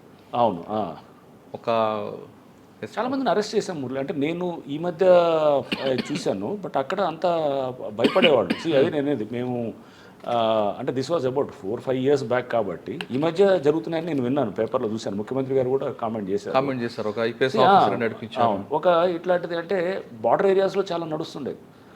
నేను అట్లాంటి వాటిలో కూడా సస్పెండ్ చేశాం, చాలామంది సస్పెండ్ చేశాము, ప్లస్ యాక్ట్ చేసాం, వాళ్ళ మీద యాక్ట్ చేసాము, అరెస్ట్ చేసాము, అరెస్ట్ చేసి తీసుకొచ్చి వాళ్ళని జైలుకి పంపించాము. ఇదంతా కూడా జరిగినాయి అనమాట. సో మనము ఎప్పటికప్పుడు అంటే చాలా సపోర్టింగ్ అనేది కింద స్థాయి సిబ్బంది చేశారంటే అర్థం ఉందండి. ఒక ఐపీఎస్ ఆఫీసర్ చేయడం అనేది నాకు డీటెయిల్స్ తెలీదు మురళి, దాంట్లో ఆ కేసులో తెలియకుండా నేను చెప్పడం కరెక్ట్ కాదు. బట్ జనరల్గా ఏదైనా కానీ కూడా కింద ఇప్పుడు నేను చెప్తాను, గ్యాంబ్లింగ్ నేను సత్తుపల్లి ఒక సిఐని సస్పెండ్ చేసినప్పుడు గ్యాంబ్లింగ్ దానికి పర్మిషన్ ఇచ్చారనే దాన్ని. సో చేసినప్పుడు అంటే ఎవరైనా కానీ అక్కడ అధికారి కనుక అతని పాత్ర ఉన్నట్టు మనకు అక్కడ మన నాలెడ్జ్లో వస్తుందనుకోండి, ఎవరైనా కానీ కూడా బాధ్యులు అవ్వాల్సింది. సో సపోజ్ అక్కడ ఇన్స్పెక్టర్ అవ్వచ్చు, డిఎస్పీ అవ్వచ్చు, ఎస్ఐ అవ్వచ్చు, లేకపోతే ఎవరైనా ఎస్పీ కావచ్చు, సిపి కావచ్చు, ఎవరైనా యూనిట్ ఆఫీసర్ ఫెయిల్ అయింది, యూనిట్ ఆఫీసర్ కూడా అవ్వచ్చు, ఎవరైనా అవ్వచ్చు. అక్కడ అక్కడ మనకి ఇన్ఫర్మేషన్ తెలిసిన తర్వాత కూడా మనం సైలెంట్గా ఉన్నామంటే కనుక తెలియకుండా జరగవచ్చు. నేనేది మన ఏరియా అంతా బ్రహ్మాండంగా ఉంటుంది నేనేం అన్ను, చాలా తెలియకుండా జరగవచ్చు. బట్ మన నాలెడ్జ్లో ఉండి జరిగితే మటుకు దీని అంతకన్నా క్రైమ్ ఇంకోటి ఉండదు. అది మన నాలెడ్జ్లో ఉండి మనకు తెలిసి మనం సైలెంట్గా ఉన్నామంటే కనుక అది తప్పు అనమాట. ఓకే సార్, ఒకసారి నల్గొండ నుంచి వరంగల్కి వద్దాం. బండి సంజయ్ గారి అరెస్ట్, ఆ ఎపిసోడ్ చెప్పండి. అసలు ఎందుకంటే అంత కాంట్రవర్షియల్ అయింది? ఆ ఫోన్ దొరికిందా, దొరకలేదా, దొరకదా? నేనే బండి సంజయ్ గారి కేసు మీకు అందరికీ తెలిసిన ఇదే. అది 10th class అది పేపర్ లీకేజ్, అంటే పేపర్ లీక్ కాదు, మాల్ ప్రాక్టీస్. సో అది 10th class హిందీ పేపర్ అయింది. పేపర్ అయినప్పుడు యాక్చువల్గా అతను బయటికి వచ్చింది కూడా ఏంటంటే వాళ్ళ పిఏ ఉన్నారు, పిఆర్ఓ ఎవరో అతను సో ప్రశాంత్ అని చెప్పి ఉండేవాడు. అతని ఫోన్ నుంచి అందరికీ షేర్ చేస్తాడనమాట. మొత్తం షేర్ చేసి అందరు మీడియా వాళ్ళందరికీ కూడా ఎగ్జామ్ జరుగుతుంటుంది. యాక్చువల్గా బేసికల్గా ఎగ్జామ్ నుంచి బయటకు వచ్చిన పేపర్ని నువ్వు ఏమైనా ఉంటే కానీ నీ చేతికి వస్తే నువ్వు వెంటనే పోలీస్కి చెప్పాలి. ఎగ్జామ్ జరుగుతున్న క్రమంలో నువ్వు అందరికీ షేర్ చేస్తావు, అన్ని మీడియా గ్రూప్స్ మొత్తం అన్ని ఛానల్స్లో వాళ్ళకి షేర్ చేస్తావు. ఎగ్జామ్ 9 నుంచో 9:30 నుంచో స్టార్ట్ అయితే 12:30 దాకా ఉంటుంది. షేర్ చేసింది కూడా అరౌండ్ ఆ టైం 10-10:30కి అట్లా ఉంటుంది. సో యూఆర్ లైక్ ఒక రకంగా నువ్వేంటంటే జిరాక్స్ తీసిన ఓ పేపర్ నీ చేతిలోకి వస్తే నువ్వు ఇంకా 100,000 జిరాక్స్ తీసి అందరికి పంచినట్టు అనమాట. పంచి నువ్వు ఎగ్జామ్ జరుగుతున్న క్రమంలో it's as good as that చేసినప్పుడు. దానికి ముందు కూడా ఏంటంటే అప్పుడు ఆ టైంలో ప్రెస్ మీట్లో కూడా చెప్పాను, బండి సంజయ్ గారు దాంతో ఇతను చాట్స్ ఉన్నాయి, చాట్స్ ఉండి ఇతను ఏంటంటే ఒక వీళ్ళు ఏవో ఇట లీకేజ్ దీని మీద అనేది మాట్లాడుతున్నప్పుడు ఆయన బండి సంజయ్ గారు దాన్ని ఇతను చెప్పిన దాన్ని బట్టే అంటే వీళ్ళ మధ్యలో కమ్యూనికేషన్ నడుస్తుంది. ఫోన్ వచ్చుంటే మనకు చాలా ఇష్యూస్ మనకు తెలిసేదన్నమాట. ఫోన్ రాలేదు. నెక్స్ట్ ఏంటంటే అతని దగ్గర పనిచేస్తున్నాడు, ఇతని గైడెన్స్ తోటే చేస్తున్నాడు అనే దాంతో ఆ దగ్గర తీసుకోవటం వచ్చిందన్నమాట. అంటే డైరెక్ట్గా ఉండకపోవచ్చు కానీ బట్ డెఫినెట్గా ఏంటంటే ఇతని క్లోజ్, ఇతని మనిషే కదా, ఇతను చేసి అంత మాత్రం ఇతనే లీక్ చేస్తున్నాడు, అంత బయటికి చేస్తున్నాడు. అండ్ ఆయనకు కూడా పంపిస్తున్నాడు, షేర్ చేశాడు. మేము ఇదంతా కూడా ఆ టైంలో చెప్పాం. ఈటెల రాజేందర్ గారు కూడా పంపించారు. బట్ ఆయన కూడా పిలిచి తీసుకున్నప్పుడు ఆయన ఏమీ లేదని చెప్పి కూడా. సో బీజేపీ వాళ్ళకి చాలామంది పంపించారు, బట్ అందరినీ కూడా తీసుకోలేదు కదా. సో ఇక్కడ ఇతను సొంత పిఆర్ఓ ఉన్నాడు, పిఏ ఇతను ఉన్నాడు అనే దాని మీద ఉన్నాం. బట్ ఏదైనా కానీ ఇదేంటంటే ఇప్పుడు కోర్టు పరిధిలో ఉంది కాబట్టి నేను ఎక్కువ మాట్లాడకూడదు దీని మీద. కానీ ఫోన్ పోయిందంటారా కరీంనగర్ దగ్గర? సో పోయిందని ఆయన అన్నారు, మిస్ అయ్యింది అనేది అన్నారు. బట్ ఆ తర్వాత అక్కడ స్విచ్ ఆఫ్ అయిందని నేను చెప్పాను. తర్వాత ఓకే ఏదైనా మనం ఇంకా దాంట్లో ఇప్పుడు ఛార్జ్షీట్ అయ్యింది, కోర్టు ఛార్జ్షీట్ నెంబర్ కూడా ఇచ్చింది, యాక్సెప్ట్ చేసింది. సో కోర్టు ఇక ఇప్పుడు ట్రయల్ జరిగే స్టేజ్లో ఉంది కాబట్టి నేను మాట్లాడటం సార్ ఇన్వెస్టిగేషన్ గురించి మాట్లాడదండి. కానీ గవర్నమెంట్ చెప్పింది కాబట్టి బండి సంజయ్ గారికి అరెస్ట్ అనేది ఇప్పుడు వార్త వచ్చింది, వాస్తవం అంటారా? అంటే ఆయన ప్రతిపక్షంగా ఉండి గవర్నమెంట్ బ్లేమ్ చేస్తున్నారు కాబట్టి ఆయన అరెస్ట్ చేయాలి, నోరు కట్టడి చేయాలి. మీరు ఇంకొకటి చూడండి, ఆ టైంలో అప్పటిదాకా పేపర్ లీకేజ్ చాలా సెన్సిటివ్ అంశం, చాలా మనం చాలా జాగ్రత్తగా హ్యాండిల్ చేయాలి. మేము కూడా చిన్నప్పుడు ఉన్నప్పుడు ఇంటర్మీడియట్లో ఉన్నప్పుడు కెమిస్ట్రీ పేపర్ ఒకటి లీక్ అయిందని చెప్పి వచ్చిందనమాట. అందులో చిన్న వయసు ఏముంటుంది అప్పుడు ఆ టైంలో 16-17 ఏళ్ళ వయసులో ఆ పేపర్ చదువుకొని అంతా వచ్చింది ఇదే పేపర్ అని చెప్పి అంటే అందరం ఆ పేపర్లు అందరికీ ఇచ్చారనమాట. అది తీసుకొని చదువుకున్నాం, అదే పేపర్ చదువుకున్నాం యాక్చువల్గా. చదువుకొని వెళ్తే ఏమైంది, ఎగ్జామ్లో మేము కెమిస్ట్రీ రాసినాం, నేను మ్యాథ్స్ ఫిజిక్స్ బాగా చేశాను. కెమిస్ట్రీకి వచ్చేటప్పటికి ఫస్ట్ క్వశ్చన్ అది ఉంది కానీ తక్కింది ఏది లేదన్నమాట. చేసేటప్పటికి ఐ వాజ్ షాక్డ్. అసలు నాకు ఎంసెట్లో ర్యాంక్ వచ్చింది, కూడా మంచి ర్యాంక్ వచ్చింది. ఎంసెట్లో నాకు సీటు కూడా వచ్చింది. వచ్చినప్పుడు ఇంజనీరింగ్లో మంచి సీటు వచ్చింది, మంచి కాలేజ్లో వచ్చింది. వచ్చిన తర్వాత ఇది కెమిస్ట్రీలో అప్పుడు జస్ట్ బార్డర్గా నేను పాస్ అయ్యి వెళ్ళిపోయాను అనమాట. నేను ఫెయిల్ అయితే అప్పుడు ఈ సిస్టమ్ కూడా లేదు. ఏది అప్పుడు సరే అప్పుడే ఇది పెట్టినట్టుంది, ఏది ఏప్రిల్లో మేలో మళ్ళీ వచ్చిన సిస్టమ్ అదేంటో పెట్టి ఇమీడియట్గా క్రాష్, అది సప్లిమెంటరీ దాకా వెయిట్ చేయకుండా. బట్ ఒక సీట్ వచ్చి నాకు ఇది పోతే కనుక 1 year పోతే కనుక ఎట్లా ఉంటుంది. సో పేపర్ లీకేజ్ అనేది చాలా సెన్సిటివ్. నేను కూడా నీట్ లీకేజ్ అయింది, నీట్ పేపర్ వచ్చిందని చెప్పేసి కూడా వచ్చింది, సుప్రీంకోర్టు పరిధిలో జరుగుతుంది. సో చాలా సెన్సిటివ్ అంశం అనమాట. సో మనం చాలా జాగ్రత్తగా హ్యాండిల్ చేయాలి పేపర్ లీకేజ్ అనేది. ఇప్పుడు కేంద్ర ప్రభుత్వం దీంట్లో నీట్ ఎగ్జామ్లో కూడా ఈ ఇష్యూ వస్తున్నది. సో గ్రూప్ 1 కూడా లీకేజ్ అయింది అనేది. గ్రూప్ 1 అంటే దీంట్లో మనం చాలా బాధ్యతతోటి వ్యవహరించాలి ఎవరైనా కానీ. తోటి ఏమైందంటే ప్రతిదీ పేపర్ మాట్లాడుతూ వచ్చినప్పుడు ఒక దాని గురించి పేపర్ లీకేజ్ గురించి మాట్లాడుతున్నాం అనుకోండి, పబ్లిక్లో మాట్లాడుతుంటే కనుక నెక్స్ట్ ఏమవుతుంది, నెక్స్ట్ వచ్చే నిజమైన పేపర్ ఏదో అబద్ధమైన పేపర్ ఎవరికో తెలియదు. పిల్లలు ఎలా చదువుకుంటారు? వాడు చదువుకున్నవాడు ఆ వయసులో వాడు ఏదైనా సర్క్యులేట్ అయింది అనుకోండి సోషల్ మీడియాలో, దాన్ని నమ్ముతాడు, అది పేపరే అనుకుంటాడు. అనుకున్నప్పుడు అదే చదువుకొని పోతే రేపు అది రాలేదనుకోండి సూసైడ్ చేసుకునే పరిస్థితి కూడా ఉంటుంది అనమాట. పిల్లలు వాడు భవిష్యత్తు పోయిందనుకో చాలామంది, అంటే చాలా సున్నితమైన అంశం ఇది. అందుకని చాలా జాగ్రత్తగా మనం ఏంటంటే చైల్డ్ సైకాలజీని మనం తీసుకోవాలి. ఆ వయసులో 10వ తరగతి ఏముంటుందండి, చాలా 15 ఏళ్ళు. పేపర్ లీకేజ్లు చాలా కఠినంగా పోవాలన్నమాట. ఏమన్నా ఇట్లా మనకు బయట ఇట్లాంటిది ఇది. సో చాలా అందరూ కూడా అంటే మన రాజకీయ పార్టీలైనా కానీ రాజకీయ లీడర్లైనా కానీ కూడా ఇది చాలా జాగ్రత్తగా చేసుకోవాల్సిన అంశం అన్నమాట. లీకేజ్ వేరు, మ్యాల్ ప్రాక్టీస్ వేరు అన్నమాట. మ్యాల్ ప్రాక్టీస్ ఎగ్జామ్ జరిగినప్పుడు ఆ తర్వాత ఎప్పుడైతే అరెస్ట్ చేసామో ఇంకా ఏది ఒక్క లీక్ కాలేదు, ఏం లేదు. అంటే గవర్నమెంట్ ప్రెజర్ లేదు, యాజ్ పర్ లా ప్రకారం గవర్నమెంట్ ప్రెషర్ అనేది కాదండి, గవర్నమెంట్ ప్రెషర్ కాదు. మీరు ఆ అంశాన్ని మనం చాలా సున్నితమైన అంశంగా తీసుకున్నప్పుడు దాని మీద మనం ఇతనే చేసినప్పుడు బయటకు వచ్చినప్పుడు మీరు లీక్ అని మీరే చెప్తూ చేస్తుంటే కనుక రేపు దీనికి అంతకుముందు రోజు పేపర్ లీక్ అయింది, ఇది లీక్ అయింది. సో వస్తున్నారంటే మీ వ్యక్తి ఇతను ఓపెన్గా చేస్తున్నప్పుడు యాక్చువల్గా అతన్ని చెక్ చేయాల్సింది పోయి మనం దాన్ని బయటకు పబ్లిసైజ్ చేసి ప్రతి పేపర్ లీక్ అంటే కనుక రేపు ఏమవుతుంది అక్కడ, పిల్లలు సఫర్ అవుతారు. సో అది ప్లస్ న్యాచురల్గా ఇతను మనిషే కదా, ఇతని వల్ల ఇదే కదా. సో అంటే ఆ కేసు కోర్టులో ఉంది కాబట్టి దాని గురించి మనం ఎక్కువ ఇన్వెస్టిగేషన్లోకి వెళ్ళకూడదు. సో సార్ ఇప్పుడు నాకు ఇక్కడికి వచ్చారు, సిస్టమ్ లాస్ట్ క్వశ్చన్ అడుగుతారండి.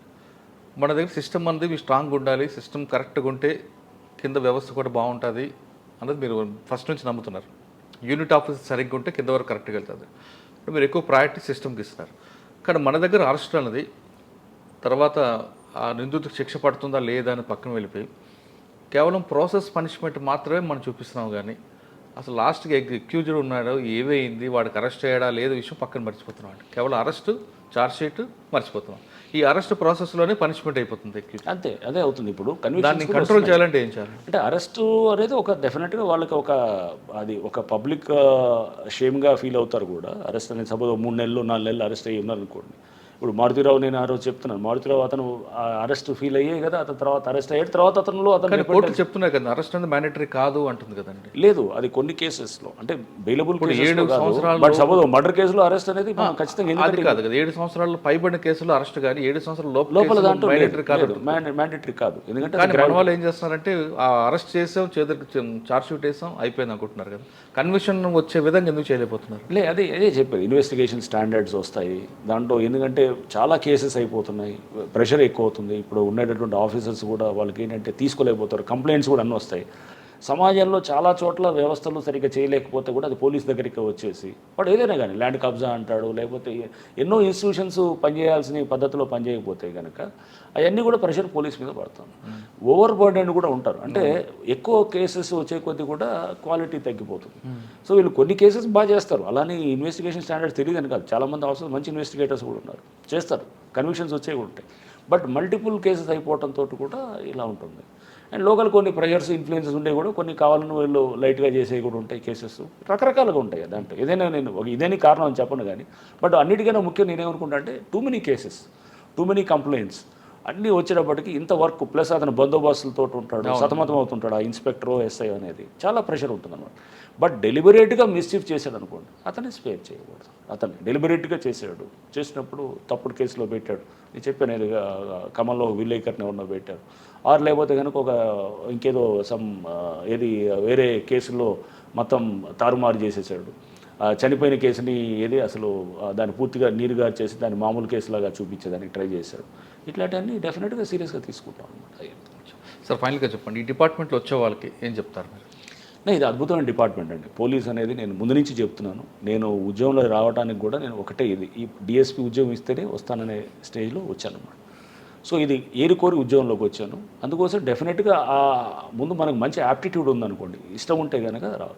ఊరిలో ఏదో ఉద్యోగంలో తీసుకుంటే వేరు. దాని మీద మనకేంటంటే ఈ ఉద్యోగంలో నిజంగా మనం చేయొచ్చు 10 మంది కంటే. నా దృష్టిలో పోలీసుని మించి ఉద్యోగం అయితే ఏమి ఉండదు. మనం పబ్లిక్కి రీచ్ అవ్వాలంటే కనుక అత్యుత్తమైన సర్వీస్ ఏముందంటే డెఫినెట్గా అది ఒక పోలీస్ సర్వీసే ఉంటుంది. ఎందుకంటే మీరు ఇమీడియట్గా చాలామందికి చాలా న్యాయం చేయొచ్చు. అండ్ పబ్లిక్ కూడా ఎవరైతే కనుక అట్లా న్యాయం చేసేవాళ్ళు ఉంటారో వాళ్ళు ఒక డెమిగాడ్స్ కింద వాళ్ళు అక్కడ ఇది చేసేటట్టు కూడా ఉంటుంది. మీకు అది బహుశా మీరు ఎన్ని కోట్లు సంపాదించినా, ఎన్ని పెద్ద పెద్ద బంగ్లాలు ఉన్నా కానీ కూడా అంత తృప్తి ఎప్పుడు రాదన్నమాట. 10 మందికి మీరు మంచి చేసి వాళ్ళందరిలో చేసేదాన్ని ఇది ఈ ఉద్యోగంలోనే వీలవుద్దని నేను అనుకుంటాను అన్నమాట. సో అందుకోసం పోలీస్ తప్పకుండా మీకు నిజంగా అటువంటి ప్యాషన్ ఉండి, అటువంటి యాటిట్యూడ్ ఉండి, ఆ యాప్టిట్యూడ్ ఉంటే కనుక దీని మించిన ఉద్యోగం లేదు. ఖచ్చితంగా రండి. అండ్ డెఫినెట్గా ఏంటంటే సమాజాన్ని బాగు చేసుకోవడానికి ఇది ఒక మంచి అవకాశం. అందుకోసం ఎక్కడ చేసినా కానీ కూడా నేను ట్రై చేస్తాను. నేను గొప్పగా చేస్తానని అన్ను కానీ, but I make an attempt. ఒక ట్రాఫిక్లో వస్తే కొన్ని రిఫార్మ్స్ చేయాలని చూస్తాం, లేకపోతే ఒక కమిషనరేట్లో వెళ్తే కనుక అక్కడేదో కొంత ట్రై చేస్తుంటాం, ఒక ఐజీగా ఉన్నప్పుడు సో ఇది చేస్తుంటాం, సిస్టమ్స్ బెటర్ చేయాలని ట్రై చేస్తాం, ఒక ప్రయత్నం అయితే చేస్తాం.